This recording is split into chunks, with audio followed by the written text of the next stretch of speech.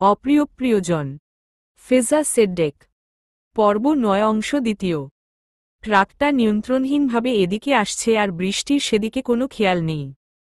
মেঘ এক মুহূর্তের জন্য হতভম্ব হয়ে গেল, কি করবে কিছুই মাথায় আসল না। তারপর কোনো কিছু না ভেবে দৌড়ে গিয়ে বৃষ্টিকে ধাক্কা দিয়ে তাল সামলাতে না পেরে নিজেও বৃষ্টির উপর পড়ে যায়।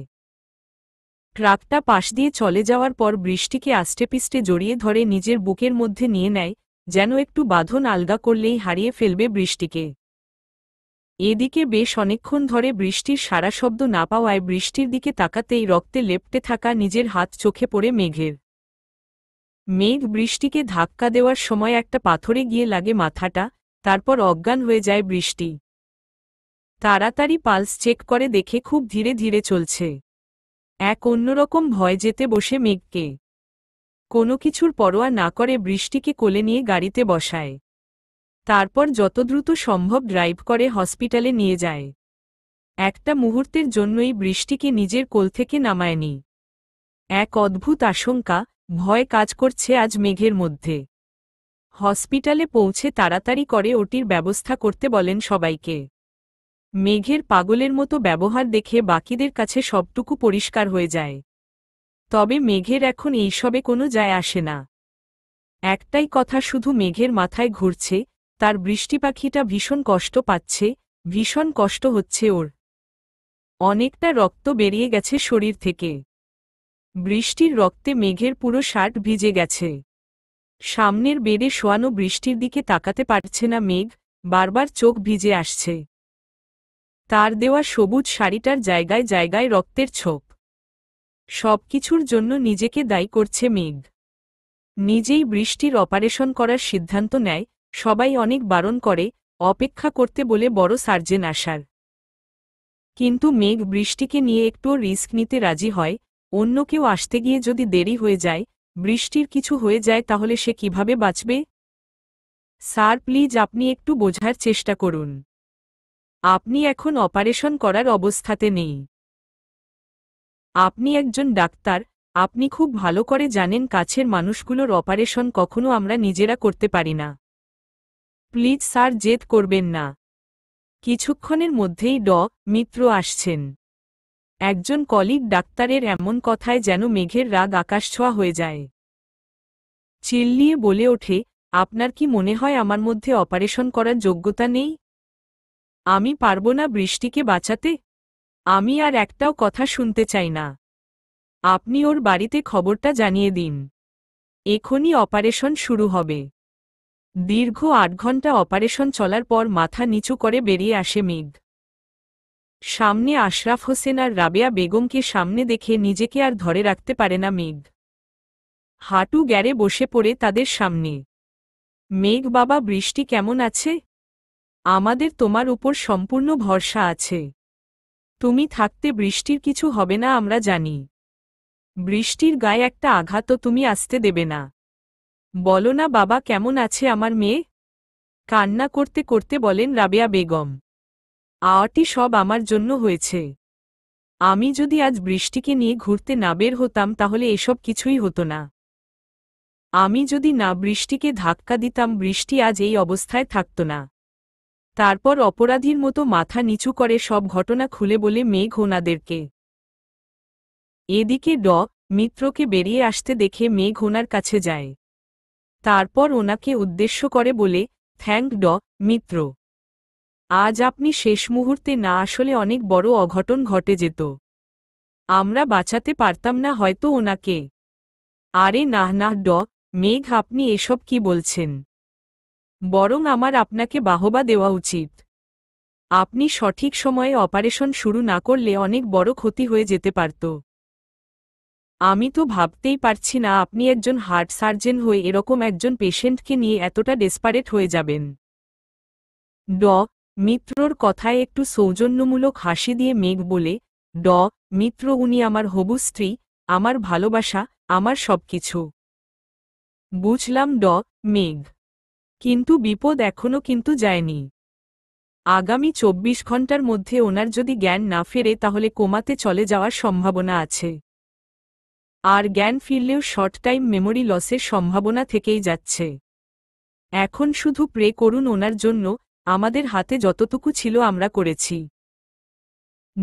মিত্রের কথা শুনে 2 কদম পিছিয়ে যায় মেঘ।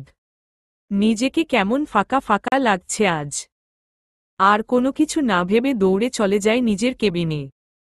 অজু করে নফল নামাজ পড়ে জায়নামাজে বসে আল্লাহর কাছে বৃষ্টির সুস্থতা কামনা করে। আল্লাহ, তুমি তো রহমানের রহিম। তুমি তো সর্বেসর্বা, তোমার ইশারা ছাড়া একটা গাছের পাতাও নড়ে না।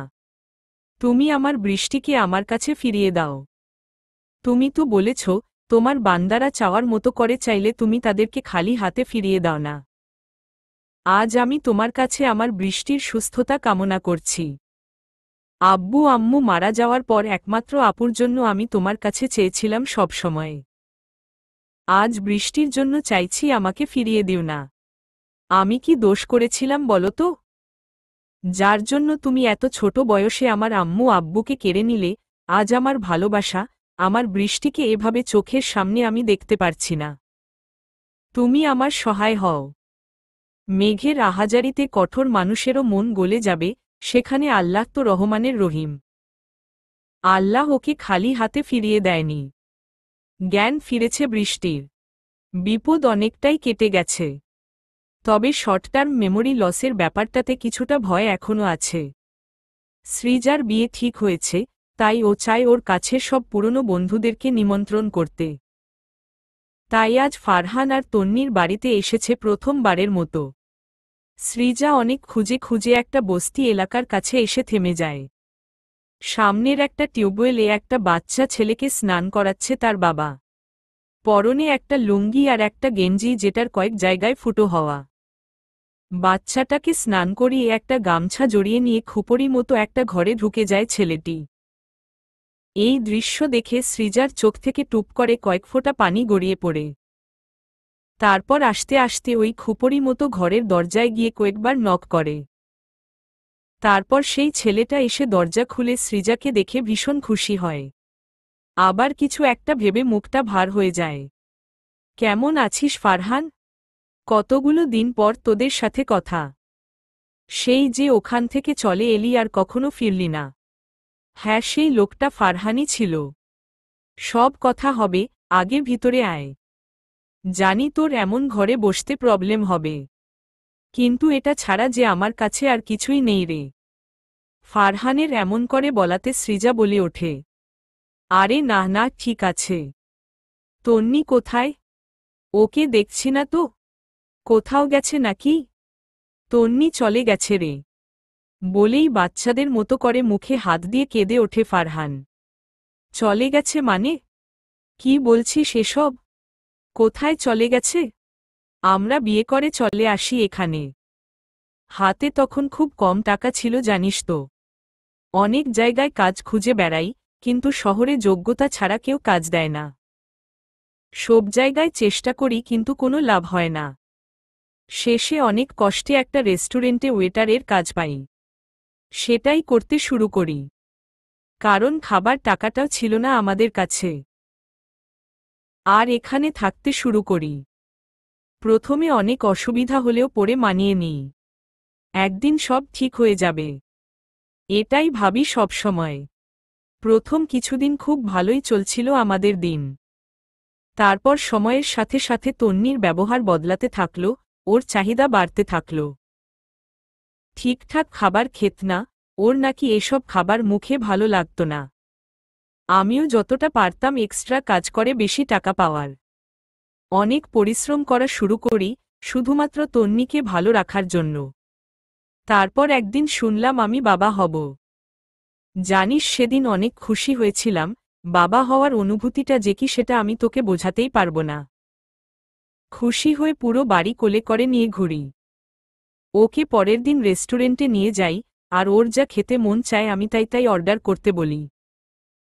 জানিস সেদিন মোট বিল হয়েছিল 5,000 টাকা। আর আমার মাসিক বেতন ছিল 6,000 টাকা। মালিককে অনেক করে বলি জানো এটা আমার মাসিক টাকা থেকে না কাটে, এর জন্য আমাকে যা কাজ দেবে আমি করব। তখন উনি বলেন ওনার ওয়াশরুম পরিষ্কার করার লোকটাকে 1 মাসের জন্য ছুটি দিয়ে সেই কাজ আমাকে করতে হবে। আমি সেটাতেও রাজি হয়ে যাই। তবে এটা ভেবে কষ্ট লাগে যে আমার অবস্থা জানার পরও কিভাবে এত দামি দামি জিনিস অর্ডার করতে পারল তন্নি। তারপর ভাবি এই সময় অনেক কিছু খাওয়ার ইচ্ছে হয়, তাই হয়তো। তারপর থেকে আমার দায়িত্ব বাড়ছে এটা ভেবে মালিককে অনুরোধ করে করে দুটো কাজই আমি করতে শুরু করি। সকাল 6টায় বের হয়ে রাত 10টায় বাড়ি ফিরতাম। তাও তন্নিকে আর আগের মতো পেতাম না। সবকিছুতে কেমন খিটখিট করত, একটু ঠিকঠাকভাবে কথা বলত না আমার সাথে। এমনকি বাচ্চাটাও রাখতে চায় না। আমার অনেক জোরাজোরিতে রাজি হয় বাচ্চাটা রাখতে। তারপর সেদিনের ডেলিভারির সময়ে হসপিটালে ঘটে যাওয়া সব ঘটনা খুলে বলে সৃজাকে। সবই তো বুঝলাম, কিন্তু তাহলে তন্নির তো থাকার কথা তোদের সাথে, কিন্তু ওকে তো দেখতে পাচ্ছি না। সৃজার কথায় ফারহান মুচকি হেসে বাইরের দিকে তাকিয়ে বলে, নিজের পাপের সাজা পেয়েছি। সেদিন হসপিটাল থেকে বাড়ি ফিরে বাবুকে রাখার জন্য একটা দোলনা কিনতে যায় বাজারে। এসে দেখি বাবু বিছানায় শুয়ে কান্না করছে, তন্নিকে কোথাও খুঁজে পাই না। তারপর বিছানার কাছে একটা কাগজ পেয়ে সেটা পড়তে থাকি। সেটাতে লেখা ছিল, আমাকে বিয়ে করে তন্নি অনেক ভুল করেছে। আমি ওর আবেগ ছিলাম মাত্র। এরকম সংসারে আর থাকতে পারবে না ও। তাই ওর ভালোবাসার মানুষের কাছে চলে গেছে। জানিস সেদিন বাবুকে কোলে নিয়ে সব জায়গায় খুঁজি ওকে, কিন্তু কোথাও পাই না। তারপর ভাবি এটা তো আমার ভাগ্যে লেখাই ছিল। বৃষ্টিকে যে কষ্টটা আমি দিয়েছি আজ তা হাড়ে হাড়ে টের পাচ্ছি। অপ্রিয় প্রিয়জন। ফেজা সেডেক। পর্ব 10। বৃষ্টির জ্ঞান ফেরার খবর পাওয়া মাত্রই আল্লাহর কাছে শুকরিয়া আদায় করে মেঘ। কিছুক্ষণ কেবিনের বাইরে পায়চারি করেও সাহস জোগাতে পারল না ভিতরে যাওয়ার। বারবার মন বলছে বৃষ্টির কিছু হয়নি, আবার অন্যদিকে মনে হচ্ছে যদি ভুলে যায় তাকে, যদি ভুলে যায় তার সাথে কাটানো সময়গুলোকে, যদি অস্বীকার করে তার ভালোবাসা, তাহলে কি করবে সে? মেয়ের সুস্থতার কথা শুনে আশরাফ হোসেন আর রাবেয়া বেগম প্রথমে কেবিনে প্রবেশ করেন। মেয়েকে এমন অবস্থায় বেডে শুয়ে থাকতে দেখে কেঁদে দেন রাবেয়া বেগম। আশরাফ সাহেবও ভীষণ ভেঙে পড়েন। বড্ড আদরের মেয়ে তাদের, কখনো একটু আঁচল লাগতে দেননি। ছোট ছেলের থেকেও মেয়েটাকে বেশি আগলে বড় করেছেন। আর সেই বৃষ্টিকে জীবন বড় দুটো আঘাত দিল। ফারহানের মতো একজন ছেলেকে ভালোবেসে তাদের চঞ্চল, দুষ্টু, পুরো বাড়ি মাথায় করে রাখা মেয়েটা একেবারে সর্বশান্ত হয়ে গেছিল। কতগুলো বছর অপেক্ষা করেছিল আগের বৃষ্টিকে ফিরে পাওয়ার জন্য। আস্তে আস্তে চোখ খুলে নিজেকে হসপিটালে আবিষ্কার করে বৃষ্টি। উঠে বসার চেষ্টা করতেই মাথায় ভীষণ ব্যথা অনুভব করে। এক হাতে মাথা চেপে ধরে আস্তে করে উঠে বসার চেষ্টা করতেই দুটো হাত এগিয়ে এসে বেডটা অ্যাডজাস্ট করে দিয়ে মাথার পিছনে বালিশ দিয়ে আধশোয়া করে বসায় তাকে। হাতের মালিকের দিকে তাকিয়েই ঠোঁটে মৃদু হাসি ফুটে ওঠে বৃষ্টির। একটা মানুষ যে কতটা ভালো হতে পারে সেটা মেঘকে না দেখলে জানতেই পারত না বৃষ্টি। এখন কেমন লাগছে বৃষ্টি? মাথা কি খুব বেশি ব্যথা করছে? শরীরে আর কোথাও লেগেছে কি? মেঘের এমন করে উদ্গ্রীব হয়ে যাওয়ায় ফিক করে হেসে ওঠে বৃষ্টি। মেঘকে নিজের দিকে অবাক দৃষ্টিতে তাকিয়ে থাকতে বৃষ্টি বলে, আচ্ছা, এমন করে একসাথে এত কথার পাহাড় আমার উপর চাপিয়ে দিলে আমি বাঁচব তো? মানুষ একটা একটা করে জিজ্ঞাসা করে তো নাকি? এখন তো খুব হাসি পাবে। তোমাকে ওই অবস্থায় দেখে আমার যে কি হয়েছিল সেটা তো বুঝবে না তুমি। তুমি জানো আমি যদি ঠিক সময় মতো অপারেশন শুরু না করতাম তাহলে কি হতো? আজ প্রথমবারের মতো বৃষ্টি মেঘের চোখে পানি দেখল। দেখল প্রিয়জনকে হারিয়ে ফেলার বেদনা। যদিও মেঘ সন্তপনে নিজের চোখের পানি মুছে নিয়েছে, কিন্তু তবুও বৃষ্টির চোখ এড়ায়নি। এই যে ডাক্তার সাহেব নিজের দিকে দেখেছেন একবার? দেখে তো মনে হচ্ছে আপনার বউ মারা গেছে। আজ প্রথমবারের মতো মেঘকে খুঁটিয়ে দেখতে লাগল বৃষ্টি। উস্কোখুস্কো চুল, পরনে একটা ঢিলা প্যান্ট আর টি শার্ট, হয়তো জামা নষ্ট হয়ে যাওয়ায় এখান থেকে এটা পড়েছে। জোড়া ভ্রু, বড় বড় দুটো চোখ যেটা লাল হয়ে আছে। নাকের উপর ঘেমে গিয়ে চিকচিক করছে। হালকা গোলাপি ঠোঁট, শেভিংয়ের পর হালকা খোঁচা খোঁচা দাড়ি, একদম বিদেশিদের মতো ভূত ফর্সা না, তবে এই ফর্সা ভাবটা দারুণ মানিয়েছে। আচ্ছা, এই মানুষটা এত সুন্দর, তারপরও তাকে কেন এত ভালোবাসে? সে তো তার মতো ফর্সা না, আর না হতি সুন্দরী। তবে কেন এই মানুষটা তাকে পাগলের মতো ভালোবাসে? আদৌ কি এত সুখ তার কপালে ছিল? যে মানুষটাকে নিজের আইডিয়াল মনে করত, আজ সেই তাকে পাগলের মতো ভেঙেচুরে ভালোবাসে। দেখেই বোঝা যাচ্ছে তার জ্ঞান না ফেরা পর্যন্ত কান্না করেছে। বৃষ্টির এসব ভাবনার মাঝেই বাটিতে করে স্যুপ নিয়ে আসে মেঘ। অনেকক্ষণ হলো বৃষ্টি কিছু খায়নি, আর খালি পেটে ওষুধ খাওয়ানো যাবে না, তাই হালকা করে স্যুপ নিয়ে আসে। তারপর বেডের পাশে বসে আস্তে আস্তে করে ফু দিয়ে সবটা স্যুপ খাইয়ে দেয়। টিস্যু দিয়ে মুখট মুছিয়ে দেওয়ার সময় মেঘ বৃষ্টির কানের কাছে গিয়ে ফিসফিস করে বলে, স্যুপ খেলে নাকি আমাকে পুরো গিলে খেলে বলো তো? আমি পুরোটা তোমারই, অবশ্য চাইলে টেস্ট করতেই পারো।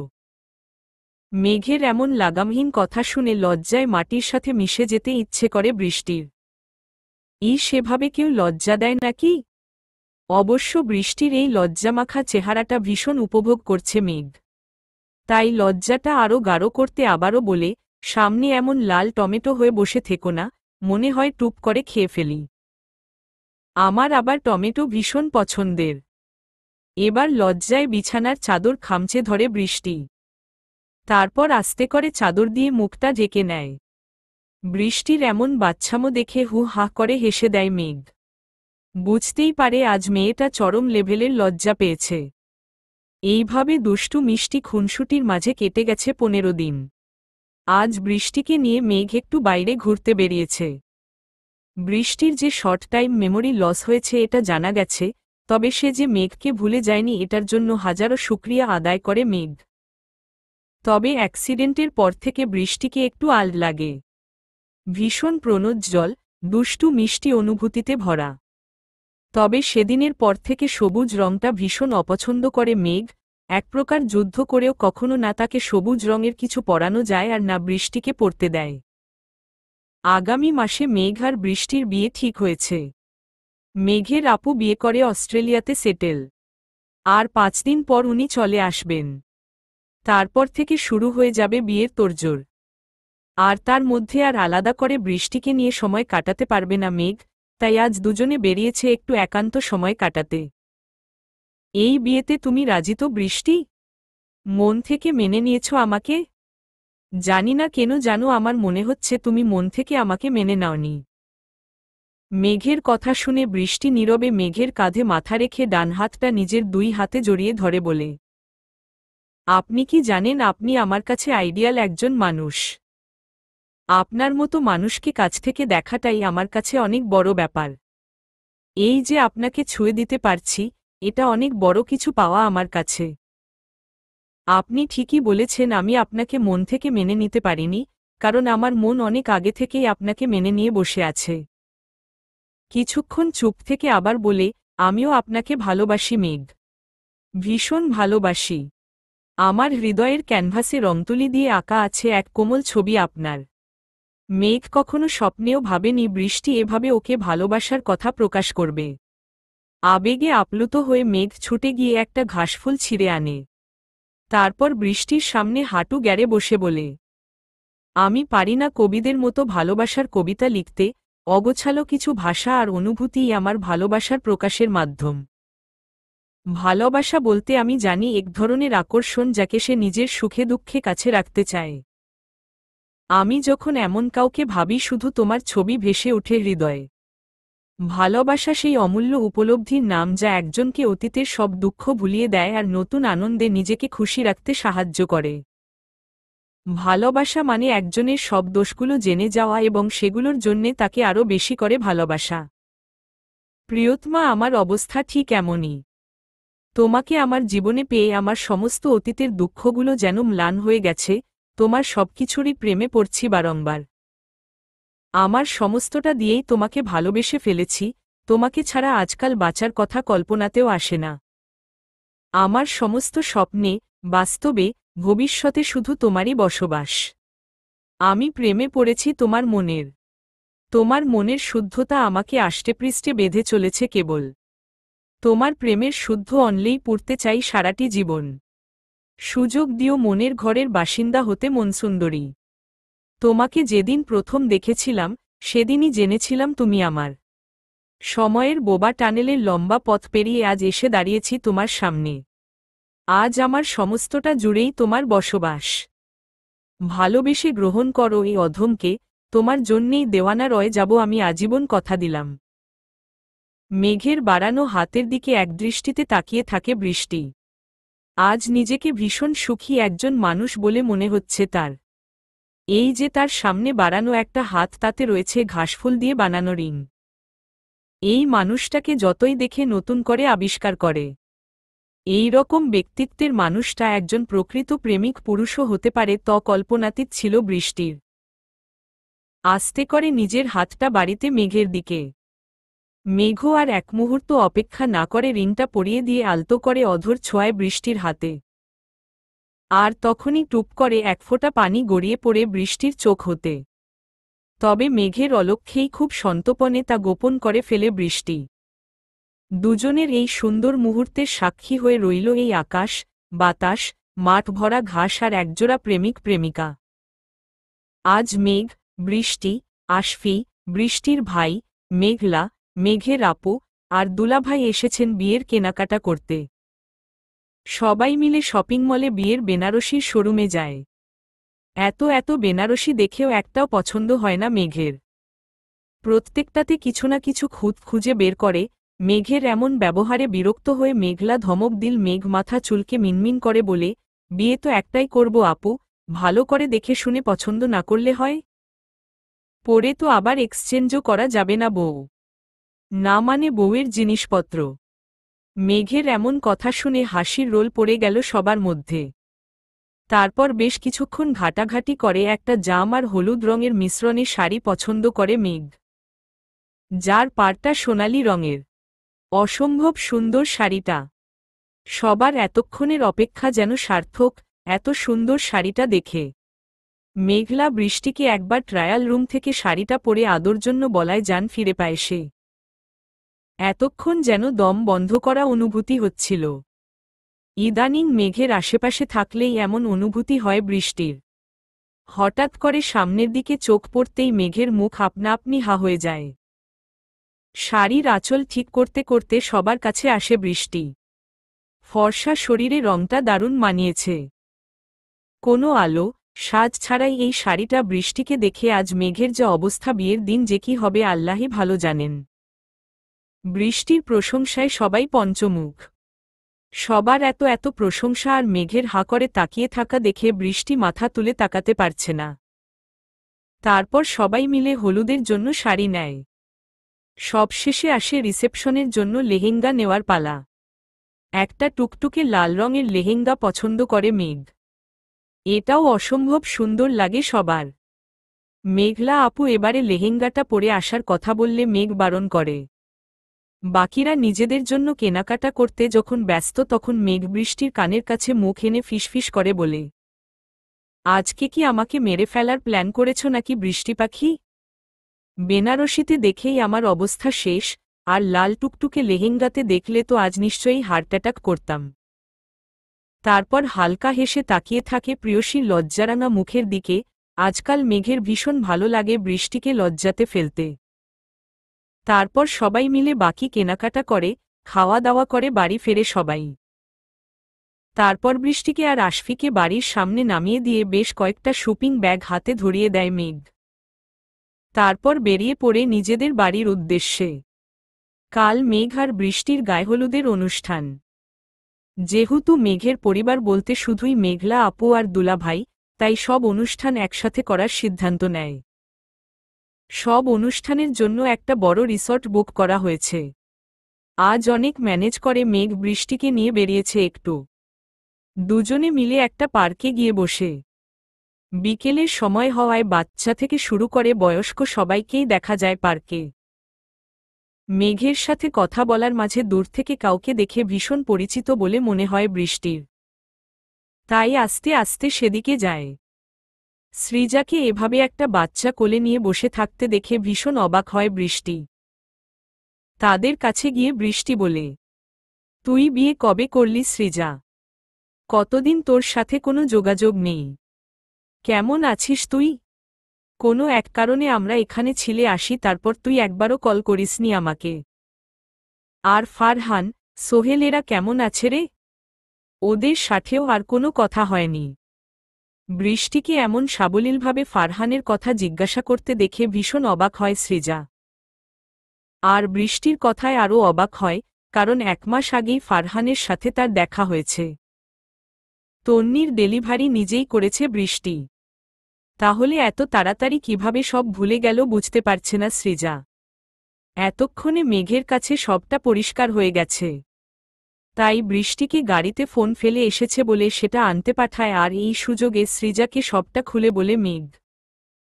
এটাও বলে যেন বৃষ্টিকে আর এই বিষয়ে কিছু না জানায়। বৃষ্টির মেমোরিতে বন্ধু ফারহান আছে, কিন্তু প্রেমিক ফারহান আর বেঈমান ফারহান হারিয়ে গেছে। যে কালো অধ্যায়ের জন্য বৃষ্টি এতগুলো বছর কষ্ট পেয়েছে সেটা ভুলে যাওয়াই ভালো। এজন্যই বৃষ্টি এত সাবলীলভাবে মেঘের কাছে নিজের অনুভূতিগুলো প্রকাশ করতে পেরেছে। থেকে যাক ফারহান বৃষ্টির মনের একটা অপ্রয়োজনীয় কোণে অপ্রিয়প্রিয়জন হয়ে। সৃজার থেকে মেঘ জানতে পারে ফারহানের কাহিনী। আর জানে যে ফারহানের মানসিক অবস্থা খুব একটা ভালো নয়। তাই ফারহান আর তন্নির মেয়ের দায়িত্ব সৃজা নেয়। নিজের মেয়ের মতো করে বড় করতে চায়। তারপর বৃষ্টি ফিরে আসে, এসে ওদের বিয়ের দাওয়াত দেয়, আর অবশ্যই আসার জন্য বলে। অপ্রিয়প্রিয়জন, ফেজা সেডেক, পর্ব 11। আজ মেঘ আর বৃষ্টির গায়ে হলুদ। সকাল থেকেই সবাই ভীষণ ব্যস্ত। দেখতে দেখতে সন্ধ্যা হয়ে এসেছে। ছেলে আর মেয়ের হলুদের জায়গা পাশাপাশি করা হয়েছে। আজ কোনো পার্লারের লোক আসেনি বৃষ্টিকে সাজাতে। ঘরোয়াভাবেই সেজেছে সে নিজে। বৃষ্টিকে দেখে মেঘ চোখ ফেরাতে পারছে না। কাঁচা হলুদ রঙের শাড়ি, গায়ে ফুলের গহনা, হাতে ফুলের মালা, কোমরে ফুলের কোমরবন্ধনী, নাকে ফুলের নথ, চুলগুলো কাল করে খুলে রাখা, মুখে হালকা মেকআপ। এতেই অসম্ভব সুন্দর লাগছে, মনে হচ্ছে ফুলনগরীর রানী আজ স্বয়ং এসেছেন বৃষ্টিরূপে। মেঘকেও আজ অসম্ভব সুন্দর লাগছে, ফর্সা গায়ে হলুদ পাঞ্জাবি অনেক মানিয়েছে। অনেকেই হা করে গিলছে মেঘকে, এটা দেখে বৃষ্টির আগে ফুঁসছে এক প্রকার। বেশ জাঁকজমকভাবেই হলুদ অনুষ্ঠান শেষ হল। তারপর সবাই রিসর্টের নিজেদের জন্য বরাদ্দকৃত রুমে চলে যায় রেস্ট নেওয়ার জন্য। রুমে ঢুকে সবেমাত্র ওয়াশরুম থেকে ফ্রেশ হয়ে বেরিয়েছে বৃষ্টি। পরনের শাড়ি আর গহনাগুলো এখনও খোলেনি। আয়নার সামনে দাঁড়িয়ে সবেমাত্র ফুলের গহনাগুলো খুলতে যাবে তখনই কিছু একটা পড়ার আওয়াজে ব্যালকনিতে যায়। মেঘকে এমন অবস্থায় এখানে দেখে ভীষণ অবাক হয় বৃষ্টি। এখনও পর্যন্ত একই সাজে রয়েছে। বৃষ্টিকে এভাবে অবাক হয়ে তাকিয়ে থাকতে দেখে মেঘ বৃষ্টির হাত ধরে রুমে নিয়ে আসে। কি ব্যাপার মেঘ, আপনি এই সময় আমার রুমে? কেউ দেখে ফেললে সমস্যা হবে তো। আপনার কি কিছু লাগবে? বৃষ্টির কথা শুনে ঠোঁটে বাঁকা হেসে আস্তে আস্তে বৃষ্টির দিকে এগিয়ে আসে। আর বৃষ্টিও পিছাতে থাকে একটু একটু করে। একসময় বৃষ্টির পিঠ দেওয়ালে লেগে যায়। পাশ দিয়ে বৃষ্টি চলে যেতে চাইলে মেঘ নিজের হাত দিয়ে আটকে দেয়। তারপর কানের কাছে মুখ নিয়ে ফিসফিস করে বলে, আমার যেটা চাই সেটাই তো নিতে এসেছি বৃষ্টিরানী। আমার জিনিসটা আদায় না করা পর্যন্ত আমার ঘুম আসবে না যে। পেটে ঠান্ডা কিছুর স্পর্শ পেয়ে চমকে ওঠে বৃষ্টি।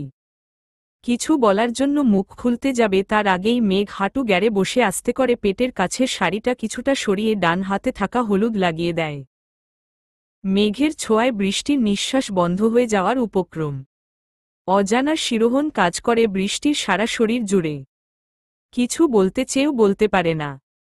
মেঘ সেখান থেকে উঠে আবারও বৃষ্টির কানে মুখ দিয়ে আস্তে আস্তে ঘোর লাগা কণ্ঠে বলে, সবাই তো হলুদ লাগলো অথচ আমার হবু বউকে আমিই হলুদ ছোঁয়ালাম না। তাই অপূর্ণ কাজটা পূরণ করতে এলাম। বলেই নিজের বাম গালটা বৃষ্টির ডানগালের সাথে আলতো করে ঘষে সবটুকু হলুদ লাগিয়ে দেয়। তারপর গালে টুপ করে একটা কিস করে চলে যায়। এতটা সময় বৃষ্টি চোখ বন্ধ করে শাড়ি খামচে ধরে দাঁড়িয়েছিল। নিঃশ্বাস নিতে যেন ভুলে গেছিল। অনেকক্ষণ কোনো সাড়া শব্দ না পেয়ে চোখ খুলে মেঘকে কোথাও না দেখে স্বস্তির নিঃশ্বাস নেয়। তারপর মেঘের পাগলামির কথা মনে করে আনমনেই হেসে দেয়। আস্তে আস্তে আয়নার সামনে গিয়ে পেটের কাছে শাড়ি কিছুটা সরিয়ে হলুদ লাগানো জায়গাটা দেখে লজ্জায় লাল হয়ে যায়। বিয়ের সাজের জন্য পার্লার থেকে একজন মেকআপ আর্টিস্ট আসে। তবে মেঘের কড়া নির্দেশ যেন হালকা সাজানো হয় বৃষ্টিকে। জাম আর হলুদ রঙের মিশ্রণে শাড়ির সাথে সোনালি পাড়, ভারী গহনা, হালকা ব্রাইডাল মেকআপ, হাত ভর্তি চুড়ি, চুলগুলো খোপা করে ফুল দেওয়া, সাথে লাল ওড়না। অসম্ভব সুন্দর লাগছে। সৃজা আর মেকআপ আর্টিস্ট মিলে সাজাচ্ছে বৃষ্টিকে। বৃষ্টিকে দেখে কেঁদে দেয় সৃজা।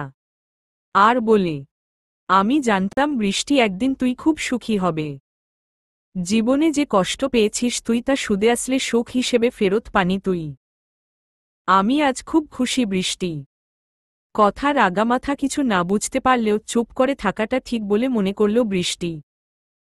ওদিকে বৃষ্টির আম্মু আর মেঘের আপু বৃষ্টিকে স্টেজে নিয়ে যাওয়ার জন্য আসে।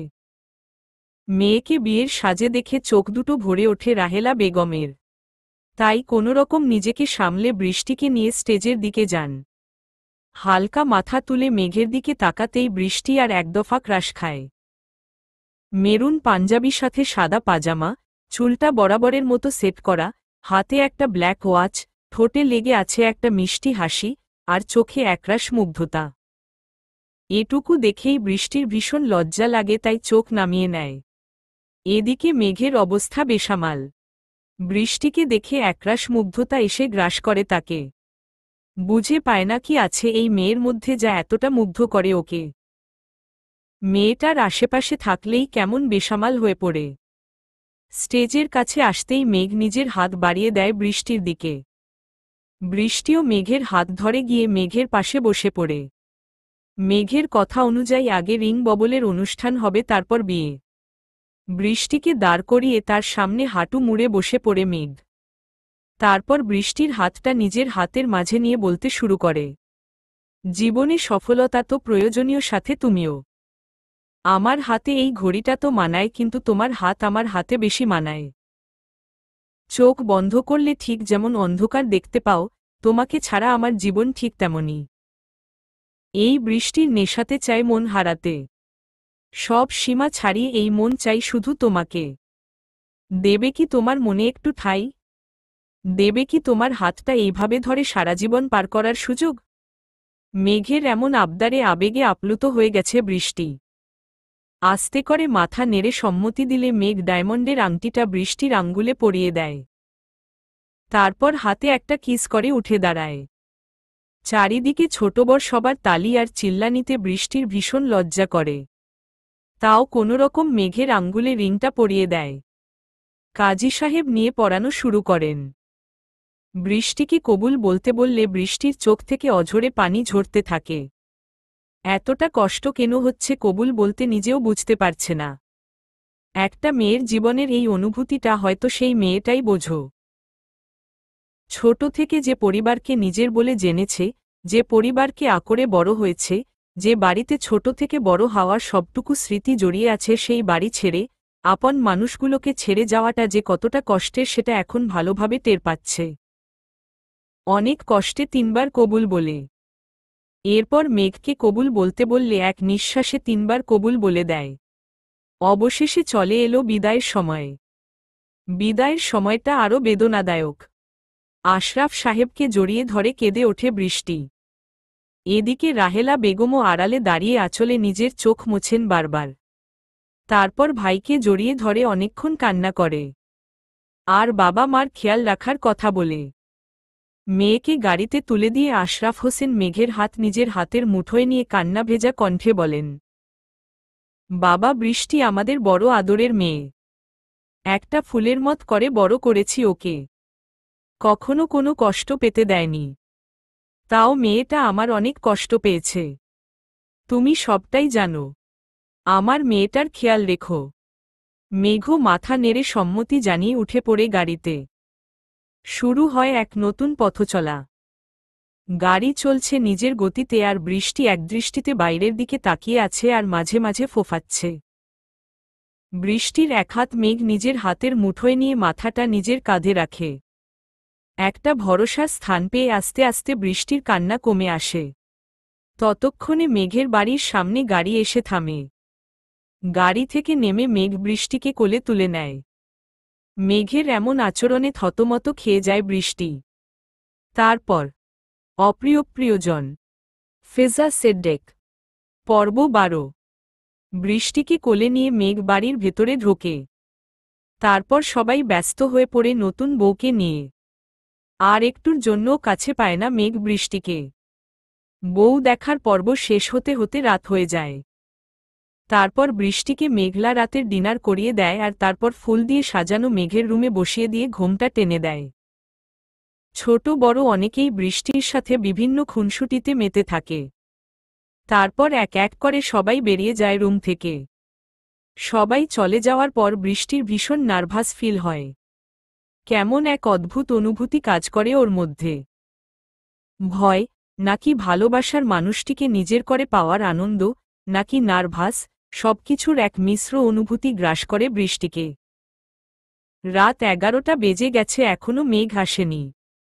এসব ভাবতে ভাবতে খট করে দরজা লাগানোর আওয়াজ হয়। দরজার আওয়াজ শুনে বৃষ্টি বুঝতে পারে মেঘ এসেছে। এবার যেন আরও বেশি অস্থির হয়ে পড়ে। বেডের চাদর খামচে ধরে নিজেকে শান্ত করার চেষ্টা করে বৃষ্টি। ততক্ষণে মেঘ বৃষ্টির সামনে বেডে এসে বসে। বৃষ্টির জোরে জোরে নেওয়া নিঃশ্বাসের শব্দ শুনে মুচকি হাসে মেঘ। তারপর আস্তে করে বৃষ্টির ঘোমটাটা উঠিয়ে একদৃষ্টিতে দেখতে থাকে তার প্রিয়তমাকে। যেন কত বছর পর দেখছে। আর এদিকে বৃষ্টির বেহাল অবস্থা। লজ্জা, ভয় সবকিছু মিলিয়ে ভীষণ বেসামাল অবস্থা। বৃষ্টির অবস্থা বুঝতে পেরে মেঘ বৃষ্টির কানের কাছে মুখ নিয়ে লো ভয়েসে বলে, এখনই এই অবস্থা হলে আদর করার সময় তোমার কি হবে সেটাই ভাবছি আমি। জ্ঞান হারিও না যেন, তাহলে পরের দিন পেপারের হেডলাইন হবে বিশিষ্ট সার্জন ডক্টর আহাদ হোসেন মেঘের চরম আদরে অজ্ঞান হলেন মিসেস আহাদ। বলেই হাহা করে হাসতে লাগল মেঘ। এদিকে মেঘের এমন কথায় লজ্জায় যেন কান থেকে ধোঁয়া বেরোতে থাকে বৃষ্টির। কোনো রকমে নিজের হাসি কন্ট্রোল করে বৃষ্টির হাত ধরে বেড থেকে নামিয়ে দাঁড় করে মেঘ। তারপর আয়নার সামনে দাঁড় করিয়ে পিছনে থেকে বৃষ্টির ঘাড়ে নিজের মাথা রেখে বলে, এতদিন এটা আমার রুম থাকলেও আজ থেকে এটা আমাদের রুম। এতক্ষণ খেয়াল না করলেও এখন বৃষ্টি ভালো করে দেখে রুমটা। বৃষ্টি সবকিছু দেখে মুগ্ধ হয়ে যাচ্ছে। বৃষ্টি দেখল বেডের ওপর দেয়াল জুড়ে মেঘ আর বৃষ্টির একটা ছবি বিশাল বড় করে লাগিয়ে রাখা হয়েছে।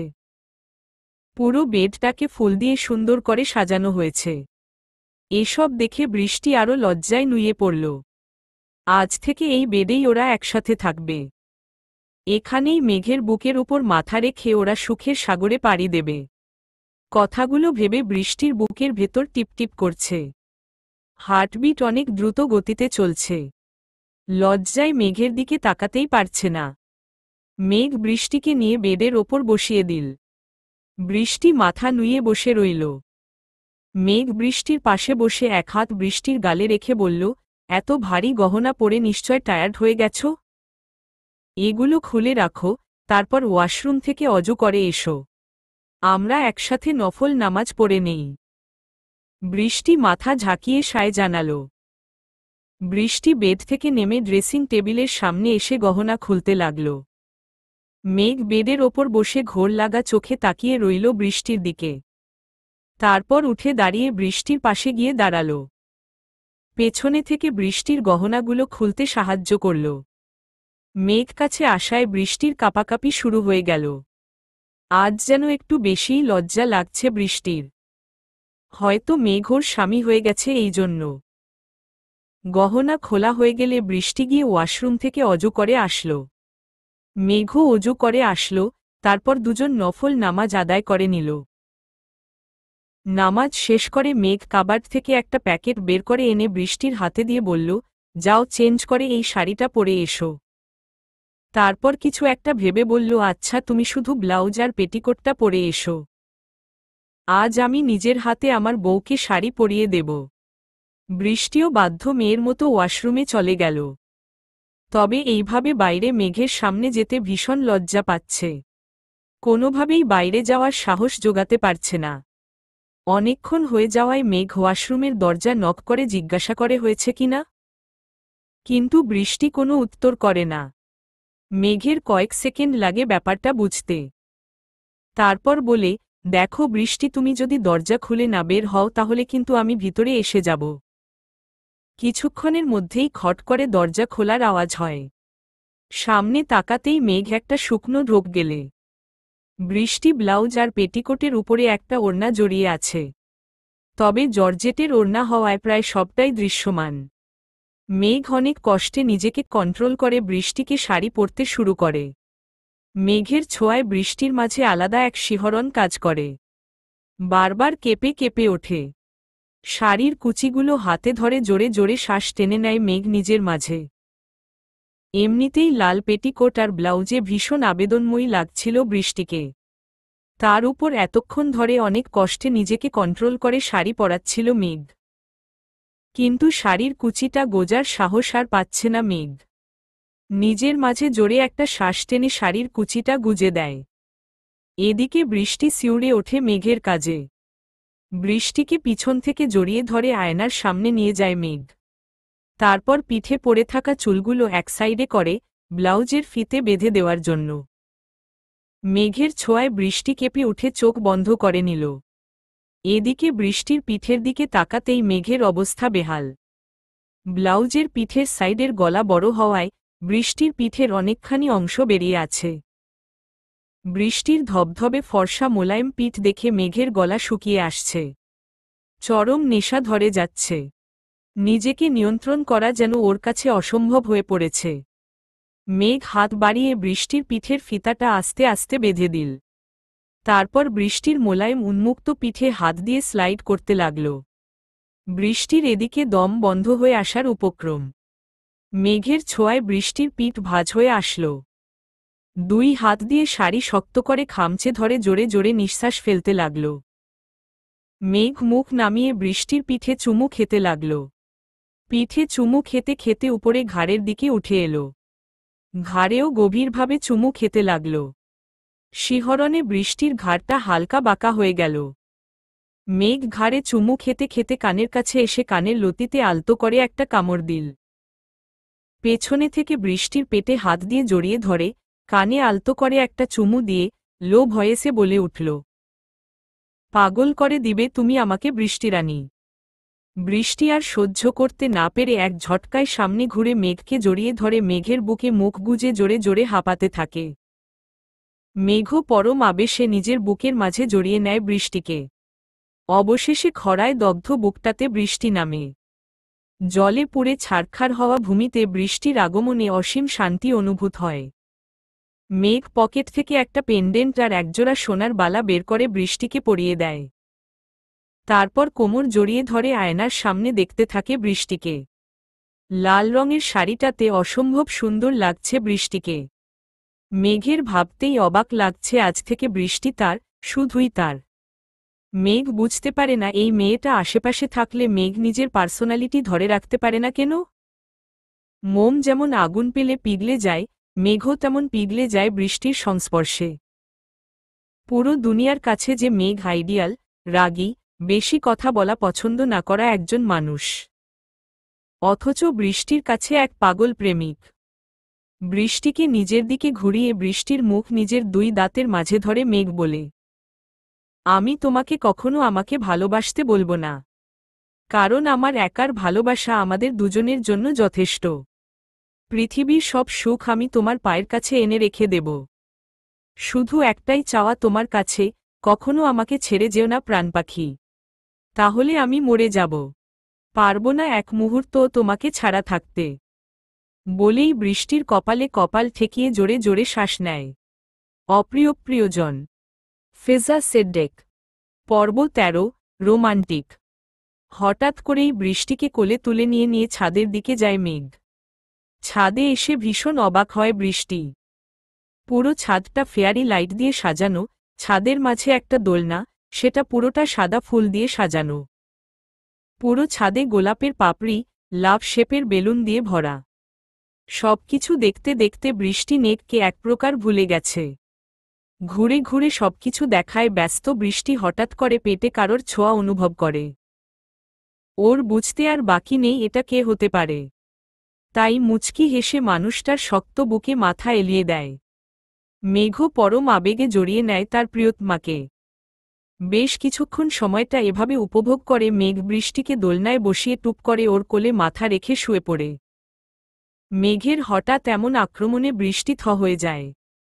জীবনে প্রথম কোনো ছেলে বৃষ্টিকে এত কাছ থেকে ছুঁয়ে দিচ্ছে, সে আর কেউ নয়, তার হাজবেন্ড। এসব ভাবনার মাঝে মেঘ বৃষ্টির পেটের কাছের শাড়িটা একটু সরিয়ে সেখান নখ ঘষতে থাকে।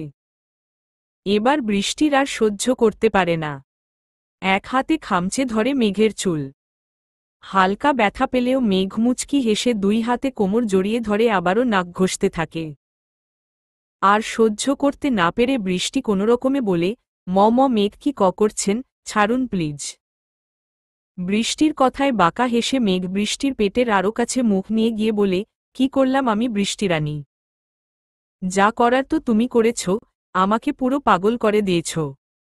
মেঘের প্রতিটা কথার সাথে সাথে মেঘের ঠোঁট বৃষ্টির পেট স্পর্শ করে। এর ফলে জোরে জোরে শ্বাস নিতে থাকে বৃষ্টি। বৃষ্টিকে আরও পাগল করে দিতে ছোট ছোট চুমুতে ভরিয়ে দেয় পুরো পেটে। তারপর কোল থেকে মাথা তুলে বৃষ্টির হাত নিজের হাতে নিয়ে আঙ্গুলের ভাঁজে আঙ্গুল গলিয়ে দেয়। তারপর এক হাতে বৃষ্টির নিচু করে মুখের থুতনি ধরে উঁচু করে বলে, জানো আমার অনেকদিনের ইচ্ছে ছিল তোমার সাথে একসাথে ছাদে বসে চন্দ্রবিলাস করার। যেখানে তুমি তোমার চাঁদ দেখতে ব্যস্ত থাকবে আর আমি আমার চাঁদটাকে। এখনও সবকিছু আমার কাছে স্বপ্নের মতো লাগছে। এই যে মনে হচ্ছে আমি তোমাকে বাস্তবে না স্বপ্নে ছুঁয়ে দিচ্ছি। তোমাকে নিজের হাতে শাড়ি পরিয়ে দিয়েছি, তোমাকে ছুঁয়ে দিয়ে। মেঘ আর কিছু বলতে পারল না, তার আগেই বৃষ্টি মেঘের মুখে হাত দিয়ে আটকে দিল, আর লজ্জায় মেঘের বুকে মুখ লুকাল। মেঘ আবারও বৃষ্টির কানের কাছে লো ভয়েসে বলে ওঠে, শোন না, আজ যদি কিছু ভুল হয়ে যায় তাহলে কিন্তু দোষ দিও না। নিজেকে সামলানো অনেক কষ্টকর হয়ে পড়ছে বৃষ্টিরানী। মেঘের কথায় বৃষ্টি মেঘের বুকে থেকে বলে ওঠে, আপনি আমার স্বামী। আমার উপর আপনার সম্পূর্ণ অধিকার আছে। আর মনের অধিকার তো অনেক আগেই দিয়েছি আপনাকে মেঘ। ব্যাস মেঘও পেয়ে গেল অনুমতি। এবার ঝট করে বৃষ্টিকে কোলে তুলে নিয়ে বলে, তবে অধিকার যখন পেয়েছি একটু তো অধিকার দেখাতেই হয় বৃষ্টিরানী। বলেই চোখ টিপ মেরে নিজেদের রুমের দিকে পা বাড়ায়। আর এদিকে বৃষ্টি লজ্জায় মেঘের বুকে মুখ লুকায়। রুমে এসে বৃষ্টিকে কোল থেকে নামিয়ে বেডে শুয়ে দেয়। তারপর একটা কানের দুল খুলে সেখানে একটা চুমু দেয়, অপর কানের দুল খুলে দিয়ে একই কাজ করে। তারপর গলায় পড়ে থাকা হারটা আস্তে করে খুলে সেখানেও চুমু দেয়। এভাবে আস্তে আস্তে সব গয়না খুলে দেয় মেঘ বৃষ্টির। আর মেঘের এমন অত্যাচারে বৃষ্টির জান যায় যায় অবস্থা। এক মরণব্যাধি, সুখের মরণব্যাধি বলে মনে হয় বৃষ্টির। চোখ বন্ধ করে বিছানার চাদর খামচে ধরে মেঘের ভালোবাসা অনুভব করতে থাকে। মেঘ আস্তে করে বৃষ্টির কপালে নিজের ঠোঁট ছোঁয়ায়। তারপর সময় নিয়ে একটা দীর্ঘ চুমু দেয়। এরপর দুই চোখের পাতাতে, নাকের ডগায়, সারা মুখে চুমুতে ভরিয়ে দেয়। এদিকে মেঘের আচরণে থরথর করে কাঁপতে থাকে বৃষ্টি। নিজের খেই হারিয়ে ফেলছে বারবার। এক অজানা সুখে নিজেকে ভীষণ সুখী মনে হচ্ছে তার। মেঘ কিছুক্ষণ একদৃষ্টিতে তার প্রিয়তমাকে দেখতে থাকে। তারপর নিজের ঠোঁট এগিয়ে এনে আলতো করে চুমু এঁকে দেয় প্রিয়তমার ঠোঁটে। এবার আর নিজেকে কন্ট্রোল করতে না পেরে ডান হাত বৃষ্টির চুলের মাঝে দিয়ে ডুব দেয় বৃষ্টির ঠোঁটে।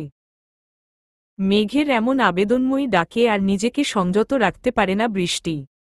তাই দুই হাতে মেঘের চুল আঁকড়ে ধরে নিজেও রেসপন্স করতে শুরু করে।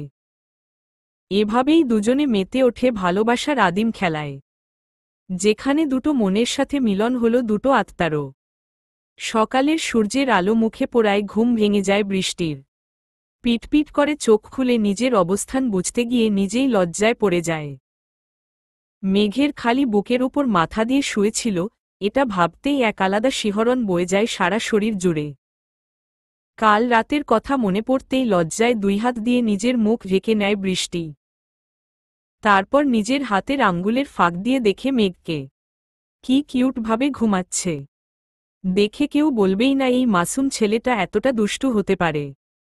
সারারাত ঘুমাতে দেয়নি বৃষ্টিকে, ভোরের দিকেই চোখ লেগেছিল তা অভ্যাসবশত সকাল সকাল ঘুম ভেঙে যায়। মেঘের ঘুমন্ত চেহারা দেখে বৃষ্টির মাথায় একটা ইচ্ছে উকি দেয়। কিন্তু ইচ্ছেটা পূরণ করবে কি করবে না ভাবতে ভাবতেই টুপ করে মেঘের গালে একটা চুমু খেয়ে বেড থেকে নামতে যাবে, তখনই হেঁচকা টানে মেঘের বুকের উপর গিয়ে পড়ে বৃষ্টি। হঠাৎ করে এমন হওয়ায় থতমত খেয়ে যায় বৃষ্টি। সামনে তাকাতেই দেখে মেঘ দুষ্টু হেসে তাকিয়ে আছে বৃষ্টির দিকে। এবার মেঘ বৃষ্টির কোমর ধরে আরও কাছে টেনে নেয়, তারপর বলে, এটা কেমন কথা বউ? তুমি সকাল সকাল আমাকে মর্নিং কিস দিলে আর আমি সেটা রিটার্ন না দিয়ে কিভাবে থাকি বলো? তোমার হাজবেন্ড আবার আদরের ব্যাপারে অনেক দয়ালু। বলেই মুচকি হাসে। মেঘের এমন কথায় বৃষ্টি ভীষণ লজ্জা পায়, সাথে নিজের উপর রাগও হয়। কি দরকার ছিল নিজের ইচ্ছেটা পূরণ করার?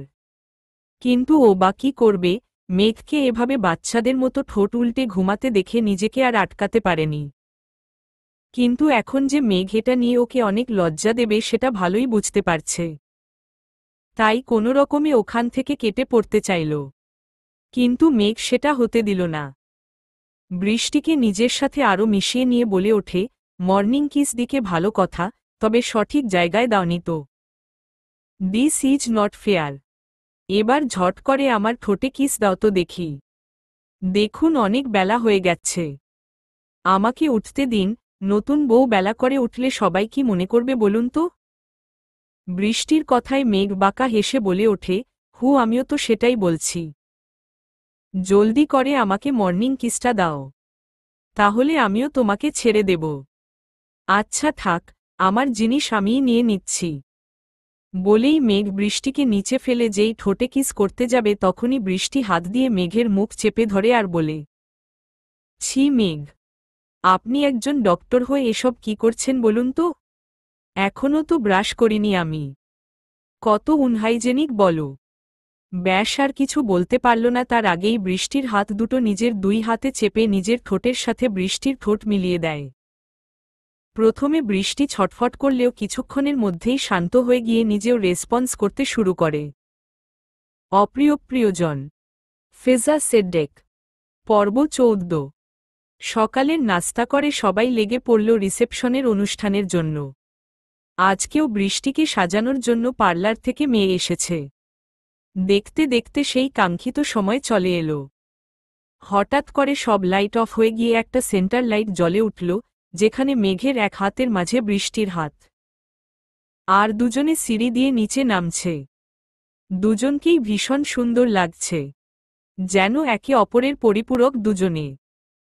বৃষ্টি আজ লাল রঙের একটা লেহেঙ্গা পরেছে, সাথে ভারী গয়না, ভারী মেকআপ, চুলগুলো খোপা করে বেলি ফুলের মালা দেওয়া, হাত ভর্তি চুড়ি, আর সাথে ম্যাচিং ওড়নাটা মাথার উপর থেকে দেওয়া।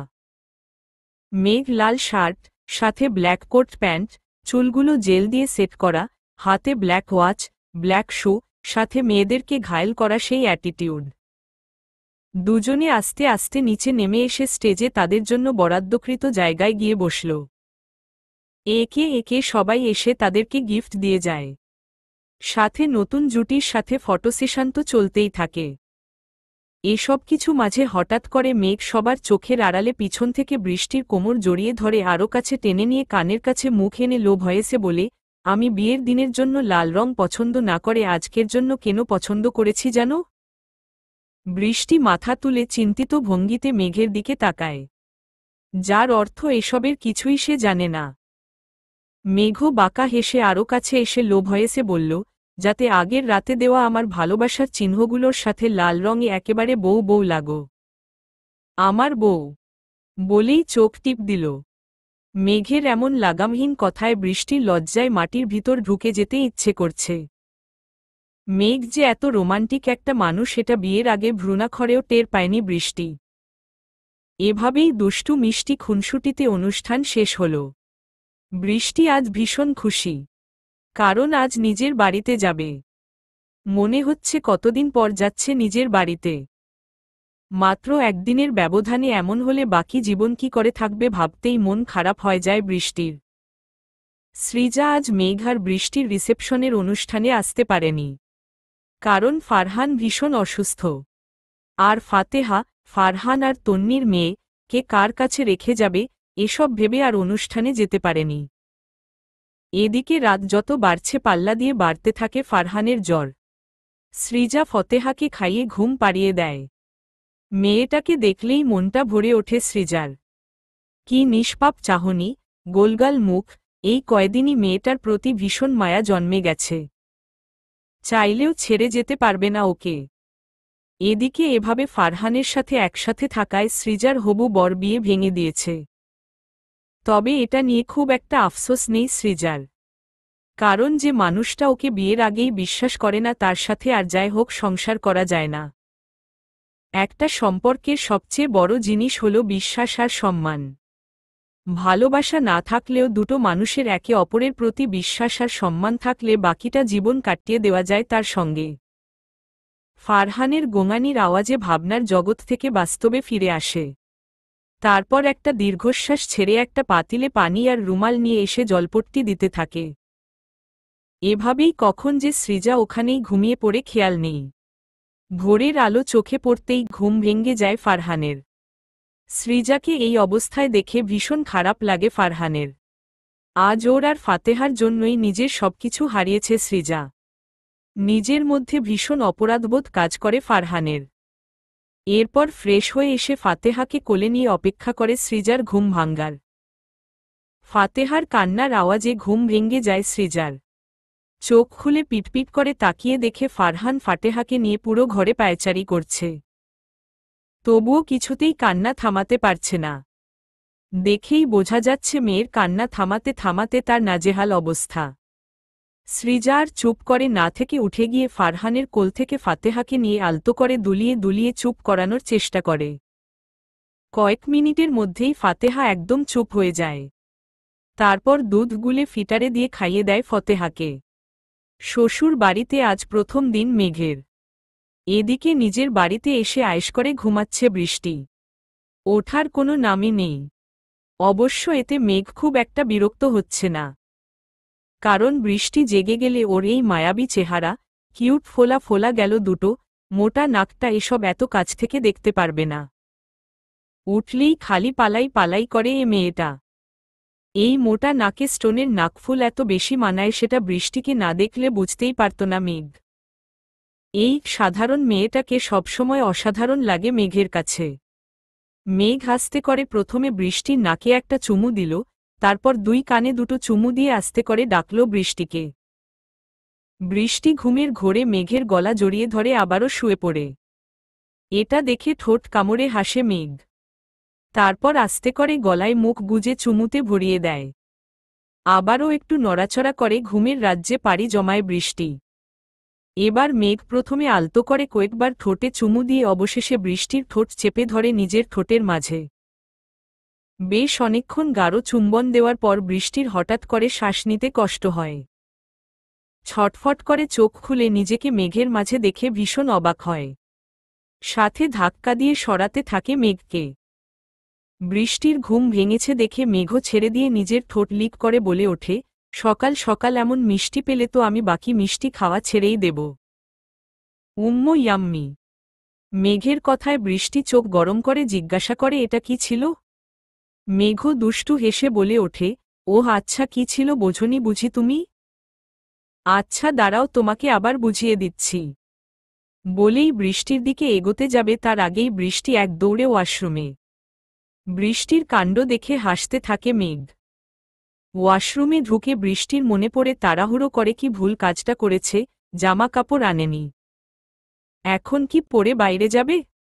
মেঘের কাছে চাইলে এখন নিশ্চয়ই দুষ্টুমি শুরু করে দেবে। এসব ভাবতে ভাবতে একবার দরজা খুলে উকি দিয়ে দেখে রুমে কেউ নেই। বৃষ্টি যেন হাফ ছেড়ে বাঁচে। মেঘ নিচে গেছে এটা ভেবে টাওয়াল জড়িয়ে আস্তে করে ওয়াশরুমের দরজাটা খুলে বাইরে আসে।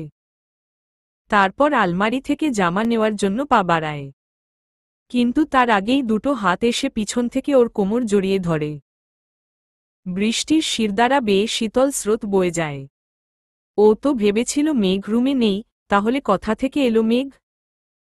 এসব ভাবনার মাঝে মেঘ বৃষ্টির ভেজা চুলগুলো পিঠ থেকে সরিয়ে এক সাইডে রাখে। তারপর নিজের নাক নিয়ে বৃষ্টির কাঁধে ঘষতে থাকে আর জোরে জোরে শ্বাস টেনে নেয়। তারপর পিঠের খোলা অংশে নিজের ঠোঁট ছুঁয়ে আস্তে আস্তে গলার কাছে আসে। তারপর কানের কাছে এসে একটা কামড় দিয়ে লো ভয়েসে বলে, সকাল সকাল কি আমাকে মেরে দেওয়ার প্ল্যান করছো নাকি বৃষ্টিরানী? এমনিতেই তোমাতে মাতাল আমি, তার উপর এমন আবেদনময়ী হয়ে সামনে এসে আমাকে নেশা ধরিয়ে দিচ্ছ তো জনপাখি। বৃষ্টি কথা বলতে চেয়েও মুখ দিয়ে কিছু বেরোচ্ছে না, সব কথা যেন গলাতে আটকে যাচ্ছে। তাও অনেক কষ্ট বলে, আসলে আমি ওয়াশরুমে জামা নিয়ে যেতে ভুলে গেছিলাম। মেঘ এবার বৃষ্টিকে নিজের দিকে ঘুরিয়ে দুই হাতে কোমর ধরে আরও কাছে টেনে নিয়ে গলায় মুখ ডুবিয়ে বলে, তো আমাকে তো ডাকতে পারতে, আমি দিয়ে আসতাম তোমার জামা। এখন আমার কি হবে? I can't control myself জানপাখি। বলেই ছোট ছোট চুমুতে ভরিয়ে দিতে থাকে। তারপর গলায় একটা কামড় দিয়ে বৃষ্টিকে ছেড়ে দিয়ে বলে, এটাই তোমার শাস্তি আমাকে এত পোড়ানোর জন্য। এখন ছেড়ে দিলাম, রাতে কিন্তু পুষিয়ে নেব। বলেই চোখ টিপ দিয়ে ওয়াশরুমে চলে যায় মেঘ। এতক্ষণে বৃষ্টি যেন হাফ ছেড়ে বাঁচে। জোরে জোরে কয়েকটা শ্বাস টেনে নিয়ে তাড়াতাড়ি রেডি হয়ে নেয়। বেশ কিছুক্ষণের মধ্যে মেঘ ওয়াশরুম থেকে বেরোয়। পরনে শুধু একটা ট্রাউজার, তুল থেকে টপটপ করে পানি পড়ছে। বুকে ফোঁটা ফোঁটা পানি পড়ে থাকায় আরও আকর্ষণীয় লাগছে। ফর্সা শরীরে পানির ফোঁটাগুলো মুক্তোর মতো চকচক করছে। বৃষ্টির ভীষণ ইচ্ছে করছে এখন ওই স্নিগ্ধ বুকে গিয়ে মাথা রাখতে। বৃষ্টিকে এভাবে চোরা চোখে নিজের দিকে তাকাতে দেখে মেঘ ঠোঁট কামড়ে হাসে। তারপর বৃষ্টির কাছে এসে বলে, এভাবে চোরা চোখে দেখার কি আছে? তোমারই হাজবেন্ড, দেখার ইচ্ছে হলে ভালো করে দেখো। মেঘের কথায় বৃষ্টি লজ্জা পেয়ে তাড়াতাড়ি নিচে চলে আসে। মেঘও বৃষ্টির সাথে নিচে আসে। তারপর সবার সাথে টুকটাক কথা বলে নাস্তা করে মেঘ আবারও রুমে চলে যায়। আর বৃষ্টিকে ইশারায় উপরে আসার জন্য বলে। বৃষ্টিও দেখেও না দেখার ভান করে কিচেনে চলে যায় দুপুরের রান্নার আয়োজন করতে। অপ্রিয় প্রিয়জন, ফেজা সেডেক। পর্ব 15। দেখতে দেখতে কেটে গেছে একটা বছর। বদলেছে সবকিছুই, শুধু একই রয়ে গেছে মেঘ আর বৃষ্টির ভালোবাসা। কেউ কাউকে ছাড়া এক মুহূর্ত থাকতে পারে না।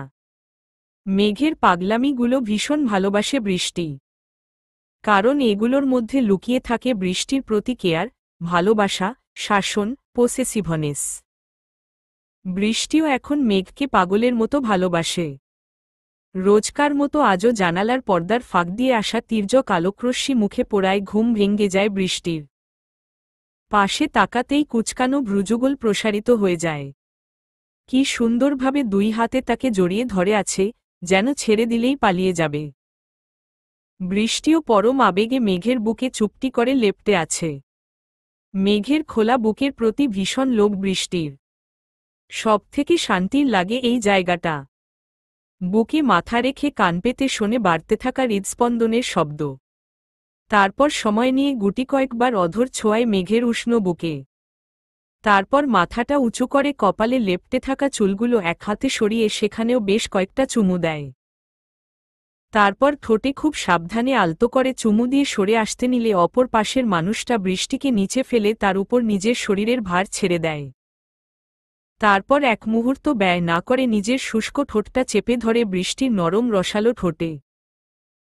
এক হাত ঘাড়ের পিছনে আর এক হাত কোমরে দিয়ে আরও গভীরভাবে স্পর্শ করতে থাকে অধর যুগলে। বেশ অনেকটা সময় নিয়ে আদর করে বৃষ্টির অধর যুগলে।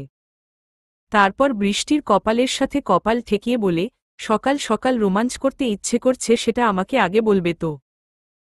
তুমি তো জানো আদরে আমি কখনো কার্পণ্য করি না। মেঘের কথায় বৃষ্টি লজ্জায় লাল নীল হয়ে যায়।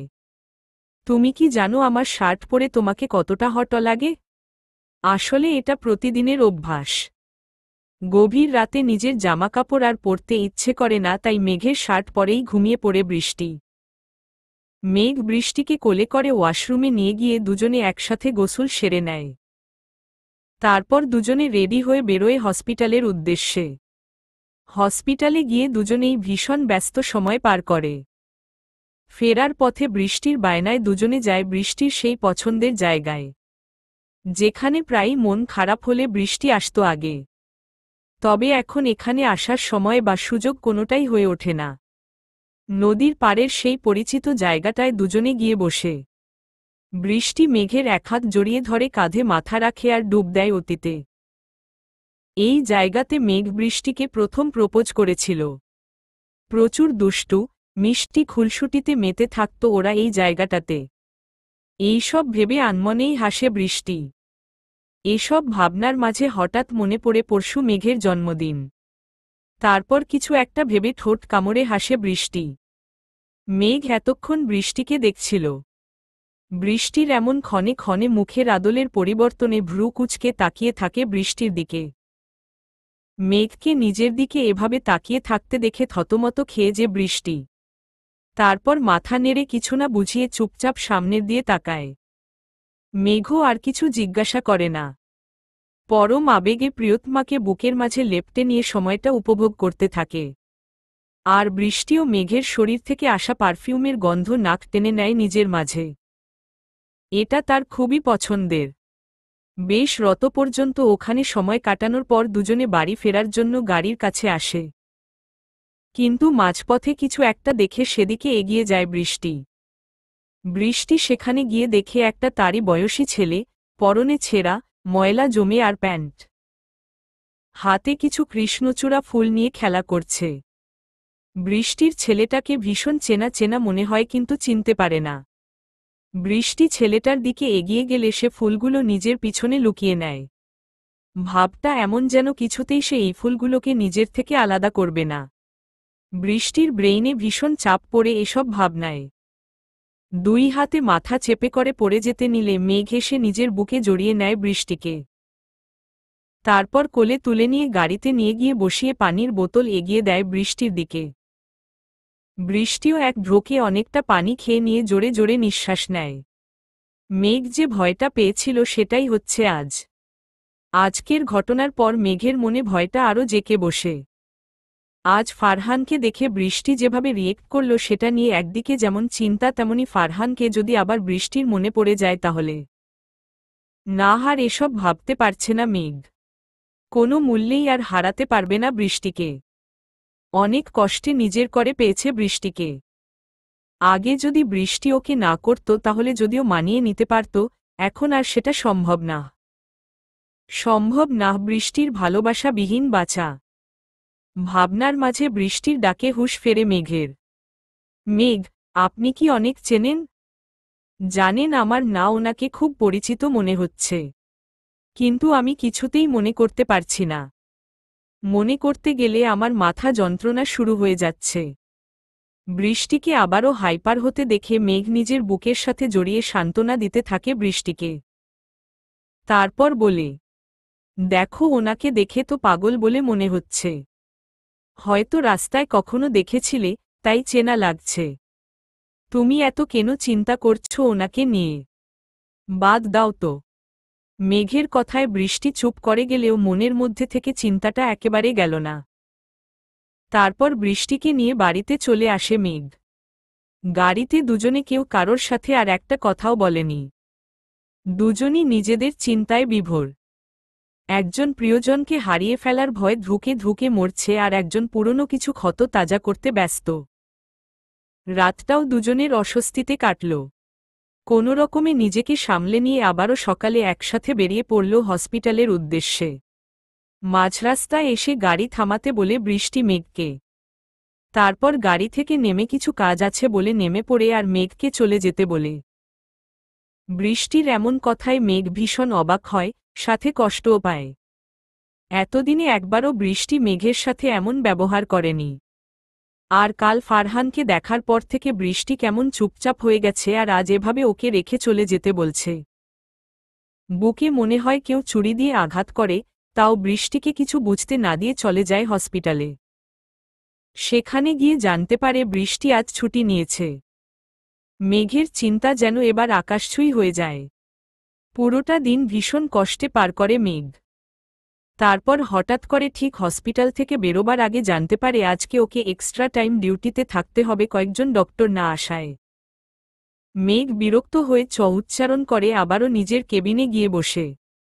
আর ভেবে রাখে আজ বৃষ্টিকে গিয়ে সবটা জিজ্ঞাসা করবে। কেন মেঘকে অবহেলা করছে, সব উত্তর চাইবে। রাত ঠিক 11:30 তখন হসপিটাল থেকে বের হয় মেঘ। আজ সারাটা দিন যে কিভাবে কাটিয়েছে সেটা শুধু মেঘই জানে।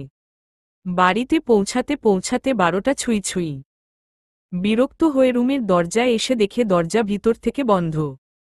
সামনে একটা কাগজ পড়ে থাকতে দেখে ভ্রু কুঁচকে সেদিকে তাকিয়ে উঠিয়ে নেয় কাগজটা। তারপর কাগজটা খুলে লেখাটা পড়ে অবাক হয়ে যায়। এটা কেমন শর্ত ভেবে পায় না মেঘ। তারপরও পাশের রুমে গিয়ে দেখে বেডের উপর একটা নীল রঙের পাঞ্জাবি রাখা, সাথে আরও একটা চিরকুট। তাতে লেখা, তাড়াতাড়ি ফ্রেশ হয় এগুলো পরে রুমে আসুন। মেঘ কোনো কিছু চিন্তা না করে ওয়াশরুমে গিয়ে লম্বা একটা শাওয়ার নিয়ে ভিজে চুলগুলো টাওয়াল দিয়ে ঝেড়ে পাঞ্জাবি পরে বেরিয়ে আসে। রুমের সামনে এসে দেখে রুমটা অন্ধকার পুরো। মেঘের ভয় হতে শুরু করে এসব দেখে। তারপর জোরে জোরে বৃষ্টির নাম ধরে ডাকতে থাকে। হঠাৎ করে রুমের সব লাইট জ্বলে ওঠে। আর দুটো হাত পিছন থেকে এসে শক্ত করে জড়িয়ে ধরে বলে ওঠে, শুভ জন্মদিন মেঘ। মেঘ অবাকের চরম সীমায় পৌঁছে গেছে। বৃষ্টির কাছ থেকে এভাবে সারপ্রাইজ পাবে তা কখনো ভাবেনি মেঘ। আর আজ ওর জন্মদিন সেটা নিজেই ভুলে গেছিল। পিছন থেকে জড়িয়ে ধরা হাত দুটো ধরে বৃষ্টিতে সামনে সামনে আনতেই থ হয়ে যায় মেঘ। এ কাকে দেখছে ও? অপ্রিয় প্রিয়জন। ফেজা সেডেক। পর্ব 16। পিছন থেকে জড়িয়ে ধরা হাত দুটো টান দিয়ে সামনে আনতেই থ হয়ে যায় মেঘ। বৃষ্টিকে ছেড়ে কয়েক কদম পিছিয়ে যায়। তারপর তাড়াহুড়ো করে পাগলের মতো বৃষ্টির কাছে এসে পরনের শাড়িটা খুলে ফেলে দিতে উদ্যত হলে বৃষ্টি শক্ত করে জড়িয়ে ধরে মেঘকে। মেঘের খোলা বুকে বেশ কয়েকবার অধর ছুঁয়ে শান্ত করে মেঘকে। তারপর ওভাবে থেকেই বলতে শুরু করে, আমাদের ভালোবাসার শুরুটা এই রং দিয়েই হয়েছিল মেঘ।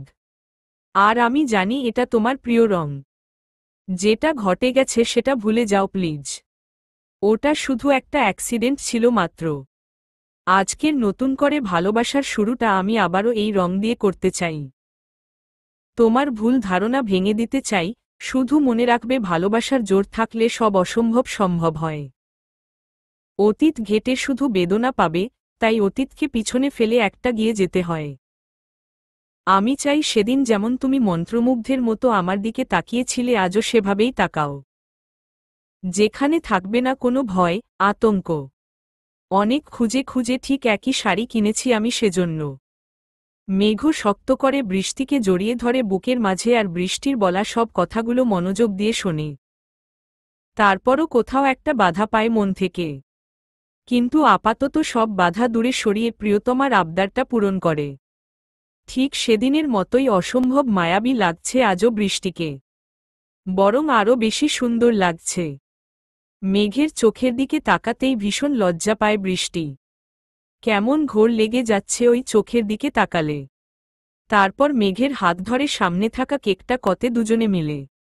ব্যালকনিতে রেলিং ধরে দাঁড়িয়ে আছে বৃষ্টি। আর তাকে পিছন থেকে জড়িয়ে ধরে আছে মেঘ। হঠাৎ মেঘ বৃষ্টিকে সামনে ঘুরিয়ে থুতনিতে আঙ্গুল দিয়ে বৃষ্টির মুখটা উঁচু করে ঘোর লাগা কণ্ঠে বলে, মিসেস বৃষ্টি আমাকে জন্মদিনের গিফট তো আমাকে দিলেন না? তবে কি গিফটটা আমি নিজেই নিয়ে নেব? বলেই বৃষ্টির দিকে এগিয়ে আসতে গেলে মেঘের ডান হাতটা নিয়ে নিজের পেটের উপর রাখে বৃষ্টি। তারপর মেঘের কোণের কাছে গিয়ে লো ভয়েসে বলে, আপনার গিফট। মেঘ পুরোপুরিভাবে ফ্রিজড হয়ে দাঁড়িয়ে আছে। সবকিছু যেন ওর মাথার উপর দিয়ে যাচ্ছে। বৃষ্টি কি বলল এটা? ওর পেট? আমার গিফট? ওর পেটে আমার গিফট? ও মাই গড! বলে অবাক হয়ে দুই হাত মুখে দিয়ে হাঁটু গেড়ে বসে বৃষ্টির সামনে। তারপর পেটের উপর থেকে শাড়িটা সরিয়ে আঙ্গুল দিয়ে স্পর্শ করে বলে, এইখানে? এখানে আছে আমাদের বাবু। কয়েক মাস পর আমাকে আব্বু বলে ডাকবে। আমি বাবা হয়ে গেছি। আমার তো বিশ্বাসই হচ্ছে না বৃষ্টি। আমাদের ভালোবাসার অংশ আসতে চলেছে পৃথিবীতে। তুমি আমাকে আমার জীবনের সবথেকে বড় আর মূল্যবান গিফট দিয়েছ বৃষ্টি। এটা আমার জীবনের সবথেকে স্পেশাল বার্থডে, যেখানে আমি তোমাকে পেয়েছি, সাথে আমাদের সন্তানকেও। আমি যে আজ কতটা খুশি সেটা তোমাকে ভাষায় প্রকাশ করতে পারবো না প্রাণপাখি। বৃষ্টির মুখ দুই হাতের মাঝে নিয়ে কপালে কপাল ঠেকিয়ে বলে মেঘ। সৃজা সবেমাত্র ফাতেহাকে খাবার খাইয়ে দিয়ে ওর সাথে দুষ্টুমি করছিল। তখনই দরজায় নক করার আওয়াজে ফাতেহাকে কোলে নিয়ে দরজা খুলে দেখে ফারহান দাঁড়িয়ে আছে। এটা নতুন নয়, সবকিছু ভুলে পাগল হয়ে গেলেও এই কাজটা ফারহান প্রায়ই করে। হয়তো এটাকেই বলে রক্তের টান। সব ভুলে গেলেও কিছু একটা টানে মাঝে মধ্যে আসে এখানে। মাঝে মাঝে সৃজার ভীষণ খারাপ লাগে ফারহানের জন্য। ওর জীবনটা এমন না হলেও তো পারত। সব পেয়েও আজ ছন্নছাড়া ওর জীবন। এসব ভাবলেই শুধু একটা দীর্ঘশ্বাস আসে আর মনে হয় হায়রে জীবন। ফারহান হাত বাড়িয়ে দেয় ফাতেহাকে নেওয়ার জন্য। সৃজা কখনো না করে না, কারণ ও খুব ভালো করে জানে ফাতেহার সবথেকে নিরাপদ স্থানে সে যাচ্ছে। বাবার পরিধানের কাপড় কিংবা মানসিক অবস্থা খারাপ হলে কি বাবা আর মেয়ের গভীর সম্পর্ক বদলে যাবে? না, যাবে না। সৃজা ফাতেহাকে কোলে নিয়েই ফারহানকে ভেতরে আসতে বলে। একটা শান্ত বাচ্চার মতোই আচরণ করে ফারহান ফাতেহাকে পেলে। বেশ কিছুক্ষণ পরে ফারহান চলে যায়। কোথায় যায় সে নিজেও জানে না। ফারহানের যাওয়ার দিকে একদৃষ্টিতে তাকিয়ে সৃজা বলে, আমার জীবনের অপ্রিয়জন তুমি, হোক সেটা ইচ্ছাকৃত বা অনিচ্ছাকৃত। তোমার সবচেয়ে প্রিয় মানুষটাকে তুমি আমাকে দিয়ে দিয়েছ, তাই তুমি আমার প্রিয়জন। কিন্তু তুমি তো আমার অপ্রিয় একজন মানুষ, তাই তো অপ্রিয়জন তুমি। তোমার জীবনের মূল্যবান সম্পদকে আমাকে সঁপে দেওয়ার জন্য ধন্যবাদ ফারহান। তোমার ফতেহাই এখন আমার বাঁচার কারণ। নিজের থেকেও বেশি ভালোবাসি আমি ফাতেহাকে। আমার মেয়ের পরিচয় বড় করব আমি ফাতেহাকে, কখনো কোনো দুঃখ কষ্ট ছুটে দেব না আমি ওকে। ফাতেহাকে নিজের বুকের সাথে জড়িয়ে বিড়বিড় করে বলে ওঠে কথাগুলো সৃজা। কেটে গেছে আরও ৮টা মাস। এই ৩টে মাস ঠিক ছোট বাচ্চার মতো করে খেয়াল রেখেছে মেঘ বৃষ্টির। সকালে ঘুম থেকে উঠে নিজেই ব্রেকফাস্ট বানায়, তারপর বৃষ্টিকে নিজের হাতে খাইয়ে দেয়, নিজের সাথে করে হসপিটালে নিয়ে যায়, কাজের ফাঁকে ফাঁকে একটু যত্ন নিতে ভিলেন বৃষ্টির। আবারও সাথে করে নিয়ে আসা, ডিনার বানানো সবটাই মেঘের কাজ। পারলে মেঘ বৃষ্টির ডিউটিটাও করে দেয় এমন অবস্থা। মেঘের বেশ কিছু নিষেধাজ্ঞা জারি হয়েছে বৃষ্টির উপর। এই যেমন কিচেনের ধারে কাছেও যাওয়া যাবে না, সিঁড়ি দিয়ে ওঠানামা করা যাবে না, বেশি লাফালাফি করা যাবে না, এমনই অনেক কিছু। বৃষ্টি মেঘের উপর ভীষণ বিরক্ত এসবের জন্য। যেন এই প্রথম মা হচ্ছে। মাঝে মাঝে এজন্য মুখ ফুলিয়ে বসে থাকে বৃষ্টি। মেঘও দায়িত্ব নিয়ে নিজের প্রাণপাখির রাগ ভাঙ্গায়। পেটটা বেশ উঁচু হওয়ায় হাঁটতে কষ্ট হয় বলে মেঘই কোলে করে রাখে বেশিরভাগ সময়ে। আয়নার সামনে দাঁড়িয়ে নিজের চুল আঁচড়াচ্ছে বৃষ্টি। তখনই মেঘ এসে পিছন থেকে জড়িয়ে ধরে চিরুনিটা কেটে নিয়ে নিজেই আছড়ে দিতে থাকে। তারপর সুন্দর করে বিনুনি করে সেটা একদিকে করে কাঁধে একটা চুমু খায়। বৃষ্টিও বরাবরের মতোই কেঁপে ওঠে মেঘের ছোঁয়ায়। এরপর বৃষ্টিকে কোলে করে নিয়ে এসে বেডে শুইয়ে দেয়, তারপর পেটের থেকে জামাটা সরিয়ে নিজের অনাগত সন্তানের সাথে দুষ্টুমি করতে থাকে, সাথে বৃষ্টির সাথেও। এটা মেঘের রোজকার অভ্যাস, এখন আর হসপিটালে যায় না বৃষ্টি। তাই মেঘ রোজ হসপিটাল থেকে এসে ফ্রেশ হয়ে বৃষ্টির কাছে এসে ওর অনাগত সন্তানের সাথে কথা বলে অভিযোগ দেয়। এই যেমন এখন বলে, জানো বাবু, তোমার আম্মু তোমার আব্বুকে একটুও ভালোবাসে না।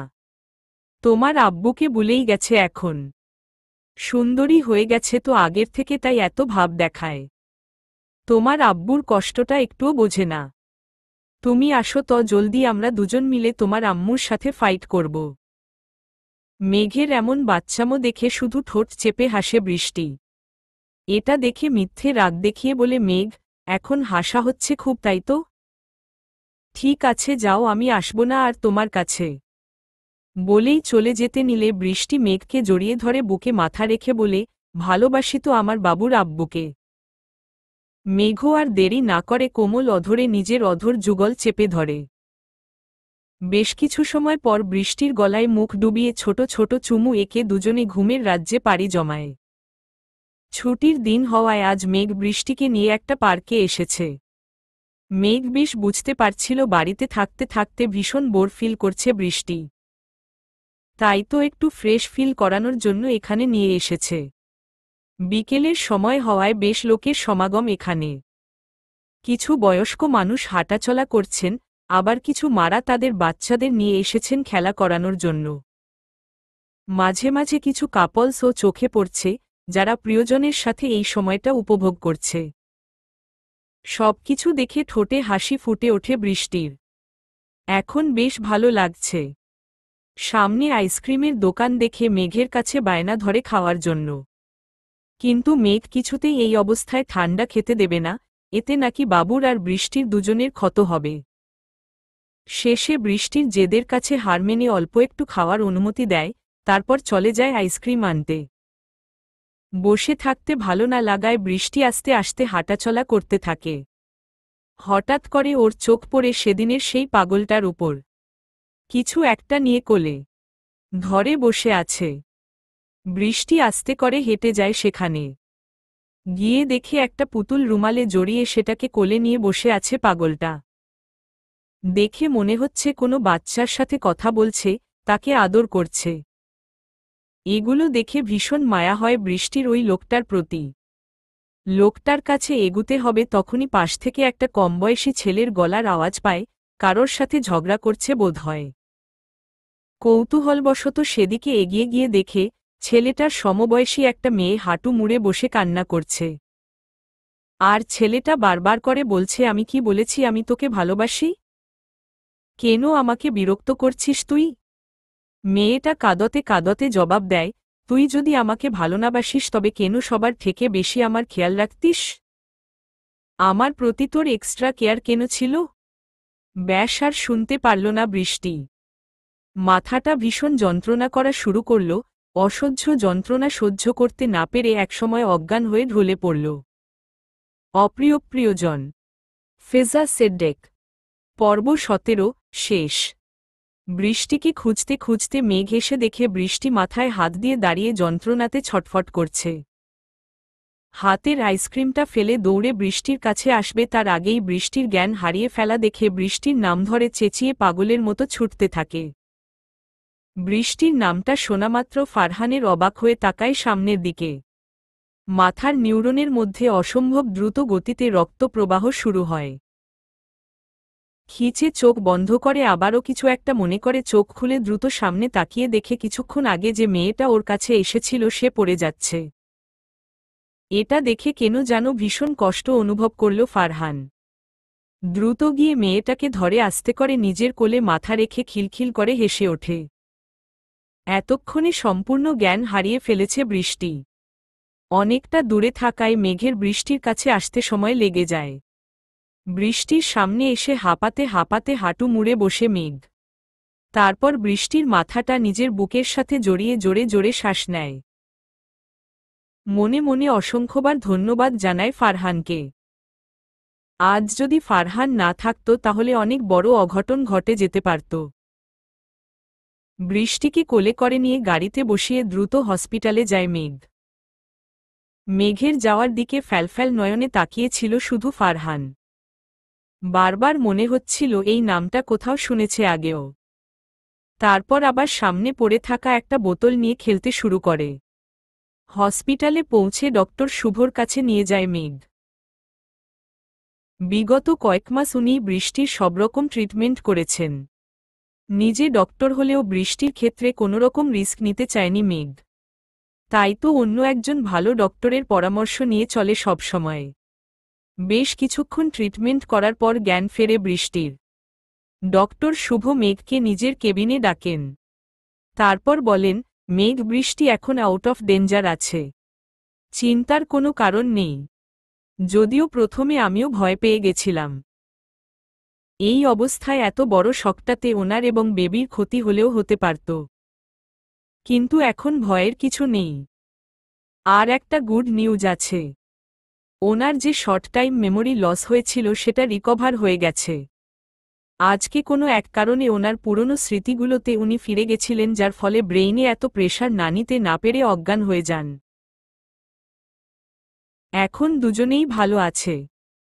আপনি গিয়ে দেখা করতে পারেন। ডক্টর শুভর কথা শুনে মেঘের পৃথিবী যেন থমকে যায়। আশেপাশের কোনো কিছুর খেয়াল নেই মেঘের। মাথায় শুধু একটাই কথা ঘুরছে, বৃষ্টির ফারহানের কথা মনে পড়ে গেছে।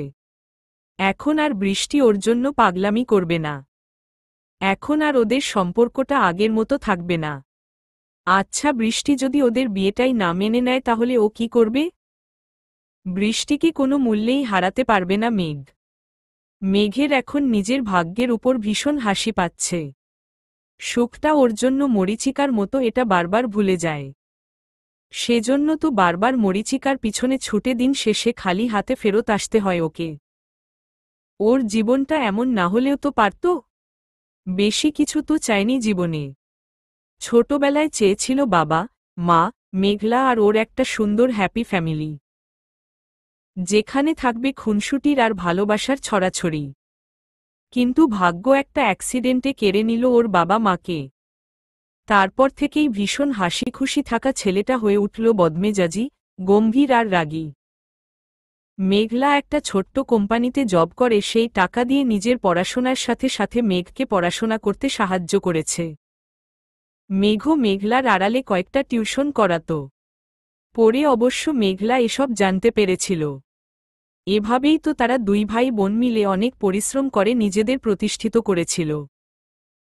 বাবা মা মারা যাওয়ার পর বুঝেছিল আত্মীয়স্জন সময়ে পর হয়ে যায়। এতগুলো বছর পর দ্বিতীয়বারের মতো কাউকে ভালোবেসেছে মেঘ। বৃষ্টিকে যদি হারিয়ে ফেলতে হয় তাহলে নিঃস্ব হয়ে যাবে যে। সুখ কি আদৌ ওর কপালে নেই? এতগুলো বছর পর একমাত্র বৃষ্টির সান্নিধ্যে আগের সেই ছোটবেলার মেঘ প্রকাশিত হয়েছে। রাগ, গাম্ভীর্যর পিছনে লুকিয়ে থাকা কোমল মনটা প্রকাশ হয়েছে। শুধু এটুকুই চেয়েছিল বৃষ্টিকে নিয়ে সারাজীবন সুখে থাকতে, একটা সুখী পরিবার গড়তে। বৃষ্টির কেবিনের সামনে এসে চুপ করে দাঁড়িয়ে আছে মেঘ। ভেতরে ঢোকার সাহস কুলাতে পারছে না। বারবার দরজা খোলার জন্য হাত এগিয়ে নিয়ে গিয়ে আবারও পিসিতে আনছে। এমন সময় কেবিনের দরজা খুলে একজন নার্স বেরিয়ে আসে আর সৌজন্যমূলক একটা হাসি দিয়ে মেঘকে ভেতরে যেতে বলে। কাপা কাপা পায়ে এগিয়ে যায় মেঘ। তারপর বৃষ্টির কাছে গিয়ে কপালে নিজের রুক্ষ, শুষ্ক অধরের ছোঁয়া দিয়ে জিজ্ঞাসা করে, এখন কেমন লাগছে তোমার বৃষ্টি? কোথাও কষ্ট হচ্ছে না তো? মেঘের কথায় বৃষ্টি ফ্যালফ্যাল করে বেশ কিছুক্ষণ তাকিয়ে থাকে মেঘের দিকে, তারপর বলে, কষ্ট হচ্ছে তো। কোথায় কষ্ট হচ্ছে জানো? মেঘের একটা আঙ্গুল নিয়ে নিজের বুকে দিয়ে বলে, এখানে। এখানে ভীষণ কষ্ট হচ্ছে মেঘ। কেন হচ্ছে জানেন? কারণ আপনি আমাকে মিথ্যে বলেছেন। কেন হচ্ছে জানেন? কারণ আপনি আমার বিশ্বাস ভেঙেছেন। কেন হচ্ছে জানেন? কারণ আপনি আমার থেকে কথা লুকিয়েছেন। ভীষণ কষ্ট হচ্ছে মেঘ, ভীষণ যন্ত্রণা হচ্ছে। আচ্ছা মেঘ, আপনি তো আমাকে প্রাণপাখি বলতেন, সবসময় বলতেন আপনার প্রাণটা আমার মধ্যেই বেঁচে থাকে। তাহলে আমার থেকে এত বড় সত্যিটা লুকাতে একটুও খারাপ লাগলো না আপনার? বৃষ্টির এমন শান্ত অথচ অস্থির করার মতো কথা শুনে ভীষণ ভয় পায় মেঘ। বৃষ্টিকে ঝাপটে ধরে নিজের বুকের মধ্যে নিয়ে বলে, আমাকে ভুল বুঝো না প্রাণপাখি। আমি ভীষণ ভয় পেয়ে গেছিলাম, আমি সত্যিটা বলে দিলে তুমি যদি আর আমাকে আগের মতো ভালো না বাসো। এসব চিন্তা আমাকে ভেতর থেকে কুড়ে করে খেয়েছে বারবার। আমি যে কোনো মূল্যেই তোমাকে হারাতে পারবো না প্রাণপাখি। আমার নিজের জীবনের থেকেও বেশি প্রিয় তুমি আমার কাছে। প্লিজ আমাকে ভুল বুঝো না। তুমি যদি বলো আমাকে ভালোবাসবে না সেটাও আমি মেনে নেব, কিন্তু প্লিজ আমাকে ছেড়ে যেও না কখনো। আমার প্রাণটাকে আমার থেকে আলাদা করে নিও না প্লিজ। বলে পাগলের মতো বৃষ্টির সারামুখে আদর দিতে থাকে। বৃষ্টিও চোখ দুটো বন্ধ করে নিজের ভালোবাসার মানুষটার আদর, ভালোবাসা সাদরে গ্রহণ করছে। তারপর মেঘের বুকে মাথা রেখে বলে, মেঘ, আমাদের বিয়েটা আমার সজ্ঞানে না হলেও আমি এই বিয়েটা অস্বীকার করতে পারি না।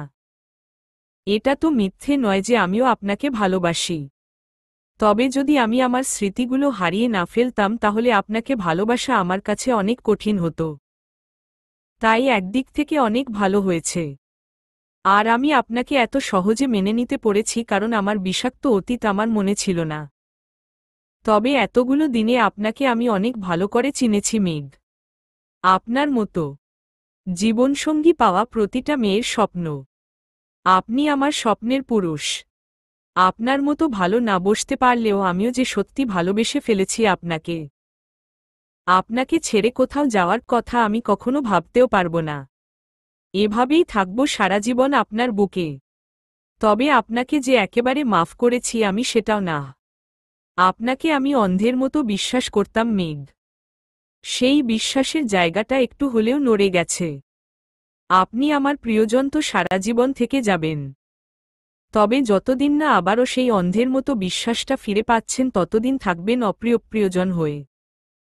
তুমি যে আমাকে ছেড়ে যাবে না এটাই তো অনেক বেশি কিছু আমার কাছে। আর তার সাথে সাথে আবার এত এত ভালোবাসা ফ্রি পাবো, এটা তো ধামাকা অফারের মতো হয়ে গেল। আর বাকি রইল বিশ্বাস, সেটাও খুব তাড়াতাড়ি ফিরে পাবো আমি। এটা আমার বিশ্বাস প্রাণপাখি। মেঘের কথায় বৃষ্টি হেসে মেঘের গলা জড়িয়ে ধরে। ফারহান একটা প্লেগ্রাউন্ডের পাশ থেকে হেঁটে হেঁটে যাচ্ছিল, হঠাৎ করে একটা বল এসে ওর মাথায় লাগায়, ব্যালেন্স করতে না পেরে পাশে টাকা একটা ইটে মাথা ঠুকে যায়। আঘাতটা অনেক বেশি হওয়ায় সঙ্গে সঙ্গে অজ্ঞান হয়ে যায় ফারহান। ছেলেগুলো বল খুঁজতে এসে এই অবস্থা দেখে ফারহানকে হসপিটালে নিয়ে যায়। ছেলেগুলো ফারহানকে হসপিটালে রেখেই চলে যায়। যেহেতু একটা পাগল তাই আর ওরা বেশি রিস্ক নেয় না। এদিকে মেঘ সবেমাত্র বৃষ্টির কেবিন থেকে বেরিয়ে কিছু ফর্মালিটি পূরণ করার জন্য রিসেপশনের কাছে যায়। তখনই ওখানে রিসেপশনের একটা মেয়েকে ফোনে বলতে শোনে, স্যার আমরা তো জানি না। কয়েকটা ছেলে এসে এই লোকটাকে রেখে চলে গেল। লোকটা অনেকটা আঘাত পেয়েছেন, বাট ওনার বিল পে না করল তো ট্রিটমেন্ট শুরু করতে পারব না। ওদিকে লোকটা কি বলল জানা নেই, তবে মেয়েটা ওকে স্যার বলে ফোন রেখে দেয়। মেঘ মেয়েটাকে জিজ্ঞাসা করলে মেয়েটা পেশেন্টের কাছে নিয়ে যায় মেঘকে। ফারহানকে দেখে মেঘ প্রচুর অবাক হয়। এই তো কিছুক্ষণ আগেই ঠিক ছিল, হঠাৎ করে কি হয়ে গেল? তারপর কোনো কিছু না ভেবে পেশেন্টের ট্রিটমেন্ট শুরু করতে বলেন জলদি, আর ওনার বিল মেঘ নিজেই পে করে দেয়। মেঘের জীবনে ফারহানের অনেক গুরুত্ব আছে। মেঘ ঠিক করে সুস্থ হলে নিজে ফারহানের কাছে তার জীবনটা এত সুন্দর করে দেওয়ার জন্য ধন্যবাদ জানাবে। কি জানি ফারহান তার কোনো কথা আদৌ বুঝবে কিনা। তবে নিজের দায়িত্বটা পালন করতে চায় মেঘ। তারপর সৃজাকে কল করে ফারহানের ব্যাপারে সবটা জানায়। সৃজাও মেঘকে ধন্যবাদ দিয়ে হসপিটালের উদ্দেশ্যে বেরিয়ে পড়ে। কেটে গেছে আরও 15 দিন। এখন আর মেঘের মাঝে কোনো ভয় নেই, কারণ বৃষ্টি ঠিক আগের মতোই আছে মেঘের কাছে। সবসময় চায় যেন এভাবেই ওদের ছোট্ট পরিবারটা সুখে থাকে। এর মাঝে বৃষ্টি আর মেঘ দুজনে সৃজার কাছে গেছিল। সৃজার কাছে সবটা শুনে ভীষণ খারাপ লাগে বৃষ্টির ফারহানের জন্য। তবে এটা শুনে ভালো লাগে যে ফারহান আস্তে আস্তে ঠিক হচ্ছে। সেদিন ডক্টর বলেছিল যে ফারহান আস্তে আস্তে মানসিকভাবে ঠিক হয়ে যেতে পারে যদি ঠিকঠাক ট্রিটমেন্ট করানো হয়। বৃষ্টি ফাতেহাকে কোলে নিয়ে অনেক আদরও করেছিল বেশ কিছুক্ষণ। তারপর বৃষ্টি ফারহানের কাছে গিয়ে দেখে ও বেডের উপর কয়েকটা কাগজ নিয়ে খেলা করছে। বৃষ্টি এগিয়ে গিয়ে ফারহানের মাথায় আলতো করে হাত বুলিয়ে দেয়।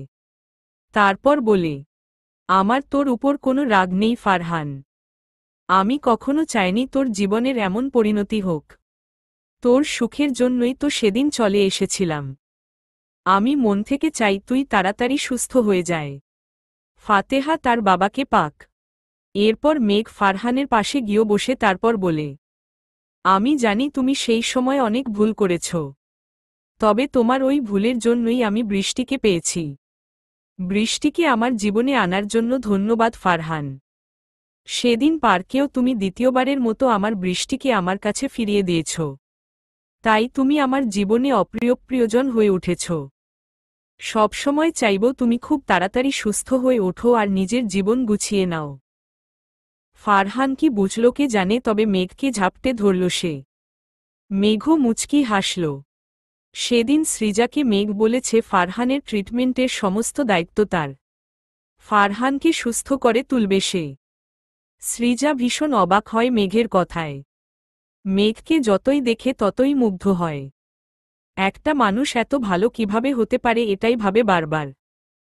সেদিন বাড়িতে ফিরে বৃষ্টি মেঘের গলা জড়িয়ে ধরে বলে, দেখুন আজও আমি আপনার পছন্দের সবুজ রঙের সেই শাড়িটাই পরেছি, যেটা আপনার জন্মদিনে পরেছিলাম। ঠিক এমনি একটা শাড়ি আপনি আমাকে প্রথম গিফট করেছিলেন, আর সেদিনই আমার অ্যাক্সিডেন্ট হয়েছিল বলে আপনি আর কখনো সবুজ রং আমাকে পরতে দেননি। কিন্তু দেখুন আজ সবকিছু ঠিকঠাক আছে। বরং এই সবুজ রং আমাদের মাঝে খুশি এনেছে, আপনাকে আমার করেছে। মেঘ বৃষ্টিকে জড়িয়ে ধরে হেসেছিল শুধু। মেঘ কিচেনে দাঁড়িয়ে দাঁড়িয়ে সবজি কাটছে আর রান্না করছে। হঠাৎ করে দুটো হাত এসে আষ্টেপিষ্টে জড়িয়ে ধরে তাকে। মেঘ ছুরিটা রেখে সামনে ঘুরে জড়িয়ে নেয় তার প্রিয়তমাকে। তারপর আস্তে করে বলে, কি ব্যাপার, তোমাকে না বলেছিলাম বেড থেকে না নামতে? কিছু দরকার হলে আমাকে ডাকতে, শুনলে না কেন আমার কথা? কেন আসতে গেলে? ধুর, আমার সারাদিন শুয়ে বসে থাকতে আর ভালো লাগে না। আপনি রান্না করুন, আমি শুধু দাঁড়িয়ে দাঁড়িয়ে দেখব। উহু, একদমই না, বেশি দাঁড়িয়ে থাকলে তোমার পা ব্যথা করে, ফুলে যাবে। রুমে গিয়ে বসো যাও। আপনি দিন দিন খুব পচা হয়ে যাচ্ছেন জানেন। আমার বাবুর অনেক অভিযোগ আপনাকে নিয়ে। আপনি তাদের আম্মুকে একটুও বাইরে নিয়ে যান না। আর আমার পা ব্যথা করলে বা না করলেও সেই তো আপনি রোজকার মতোই রাতে নিজের হাতে মাথা আছড়ে দেবেন, পা দুটো চেপে দেবেন। আমার কথা শোনেন নাকি আপনি? বৃষ্টির কথা হেসে ফেলে মেঘ তারপর বলে, আচ্ছা ঠিক আছে, তুমি এখানে থাকো, তবে চুপচাপ বসে থাকবে, কোনো নড়াচড়া না একদম। বলেই বৃষ্টিকে কোলে নিয়ে কিচেনের স্ল্যাবের উপর বসিয়ে দেয়।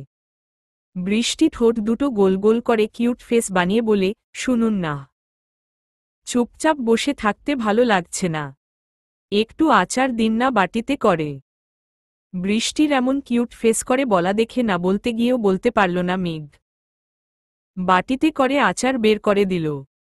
বৃষ্টিও মনের সুখে দুই পা দোলাতে দোলাতে আচার খেতে লাগল। হঠাৎ করে হাতের বাটিটা ফেলে পেটের ব্যথায় ককিয়ে ওঠে বৃষ্টি। বৃষ্টির অবস্থা দেখে মেঘ বুঝে যায় বৃষ্টির পেইন উঠেছে। তাই তাড়াতাড়ি করে গ্যাস অফ করে বৃষ্টিকে কোলে করে নিয়ে গাড়িতে বসায়। তারপর বৃষ্টিকে নিয়ে খুব দ্রুত গাড়ি ড্রাইভ করে হসপিটালে পৌঁছায়। আগে থেকেই যেহেতু বলা ছিল তাই খুব তাড়াতাড়ি ওটিতে নিয়ে যাওয়া হয় বৃষ্টিকে। মেঘ বৃষ্টির বাড়িতে কল করে জানায় সবটা। তারাও খুব তাড়াতাড়ি চলে আসে হসপিটালে। ওটিতে নিয়ে যাওয়ার আগে মেঘ শুধু বৃষ্টির হাত নিজের দুই হাতের মাঝে রেখে বলে, খুব তাড়াতাড়ি ফিরে এসো প্রাণপাখি। তোমার এই অপ্রিয়প্রিয়জন তার জীবনটা হাতে নিয়ে বাইরেই বসে আছে তোমাদের অপেক্ষায়। তারপর হাতের উল্টোপিঠে চুমু দিয়ে ওটির মধ্যে পাঠিয়ে দেয়। বেশ অনেকক্ষণ পর একটা নার্স হাসি মুখে তোয়ালে পেঁচিয়ে নিয়ে আসে একটা বাচ্চাকে। মেঘ কাপা কাপা পেয়ে সেদিকে এগিয়ে যায়। ততক্ষণে পাশে আরও একটা তোয়ালে পেঁচানো বাচ্চা নিয়ে আসে। মেঘ বুঝতে পারে না কি হচ্ছে, তাই অবাক নয়নে তাকিয়ে থাকে নার্সদের দিকে। ওরাও মেঘের অবস্থা বুঝতে পেরে হাসি মুখে বলে, কনগ্রাচুলেশন ডক্টর মেঘ, আপনি টুইন বেবির বাবা হয়েছেন। আর দুটোই মেয়ে। তারপর দুই হাতে দুটো বাচ্চাকে সাবধানে নেয় মেঘ। তারপর বৃষ্টির কথা জিজ্ঞাসা করলে ওরা বলে, ডক্টর বৃষ্টিও একদম ঠিক আছেন। অনেক কিছুক্ষণের মধ্যেই কেবিনে শিফট করা হবে। মেঘের মুখে এতক্ষণে হাসি ফুটে ওঠে। বৃষ্টির আব্বু, আম্মু, আশফি সবাই বাচ্চাদের কোলে নেয়। সবার মুখেই আজ তৃপ্তির হাসি। কেবিনে শিফট করার কিছুক্ষণের মধ্যেই জ্ঞান ফেরে বৃষ্টির। পাশে তাকাতেই দেখে মেঘোর এক হাত নিজের দুই হাতের মাঝে ধরে বসে আছে। বৃষ্টিকে চোখ খুলতে দেখে মেঘ হালতো করে বেডটা অ্যাডজাস্ট করে বসিয়ে দেয়। বৃষ্টি এদিক ওদিক তাকিয়ে বাচ্চা খুঁজলে মেঘ বলে, কোনটাকে আগে নেবে বলো? মেঘের এমন কথায় ভ্রু উঁচু করে তাকায় বৃষ্টি, যেন কোনো ভুল কিছু বলে ফেলেছে মেঘ। মেঘও হেসে দিয়ে প্রথমে একটা বাচ্চাকে বৃষ্টির কোলে দেয়। বৃষ্টিকে বাচ্চাটাকে দুই হাতে নিয়ে নিজের বুকের মাঝে জড়িয়ে ধরে সারা মুখে চুমু খেতে দেখে মেঘ বলে, সব আদর কি ওকে একাই দেবে? এটার জন্যও কিছু বাঁচিয়ে রাখো। মেঘের কথা শুনে ওর দিকে তাকিয়ে থেকে অবাক হয়ে যায় বৃষ্টি। ওয়াবক চোখে একবার মেঘের দিকে তো একবার দুটো বাচ্চার দিকে তাকায়। মেঘ বাচ্চাটাকে কোলে নিয়েই বৃষ্টির পাশে বসে। তারপর বলে, আমাদের বাচ্চার জন্য কোনো নাম ভেবেছ তুমি? বৃষ্টি মাথা নাড়ায়, যার অর্থ না। তাই মেঘ নিজে থেকে বলে, তুমি আমার জীবনের সুখ, তাই তোমার কোলের বাবুটার নাম হবে সুখ। আর আমার জীবনের প্রাপ্তি এরা দুজন, তাই আমার কোলের বাবুটার নামে হবে প্রাপ্তি। মেঘের কথায় হেসে মেঘের বুকে মাথা রেখে বৃষ্টি আর মেঘও এক হাতে জড়িয়ে নেয় তার প্রাণপাখিকে। আশফি, বৃষ্টির ভাই, সবেমাত্র এসেছিল কেবিনে বাবুদের নেবে বলে, কিন্তু ভেতরে এমন দৃশ্য দেখে সেটা ক্যামেরাবন্দি করে নেয়। তারপর আবারও দরজাটা বন্ধ করে বেরিয়ে যায়। জানেন মেঘ, আমি কখনো ভাবিনি আমি কখনো এতটা সুখী হব। আজ আমি পরিপূর্ণ মেঘ, শুধুমাত্র আপনার জন্য। আপনি আমার জীবনে না আসলে কি যে হতো। বৃষ্টির কথা শুনে মেঘ আরও শক্ত করে তার প্রিয়তমাকে বুকে জড়িয়ে ধরে, তারপর বলে, আমি কিভাবে আসতাম আমার সুখপাখিটার কাছে বলো? তোমার কাছে না আসলে যে আমি আমার জীবনের সুখটাই খুঁজে পেতাম না। আমার সুখ, প্রাপ্তি সবই তো তোমাকে ঘিরে। এরপর দুজনেই তৃপ্তির হাসি হাসে। এই কয়াদিনে সৃজা ফারহানের প্রতি এক অজানা টান অনুভব করে। ভীষণ মায়া কাজ করে ফারহানের প্রতি। কারণটা তার কাছে অজানা। সেদিনের পর থেকে সৃজাও দিন গুনতে থাকে তার প্রিয়জনের সুস্থতার।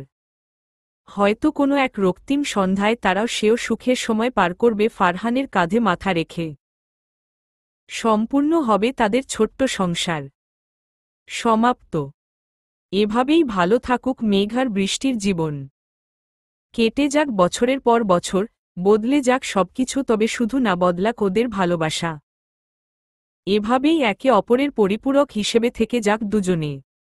আর শেষ হোক ফারহানের শাস্তি, কারণ তার অপেক্ষায় বসে আছে কেউ।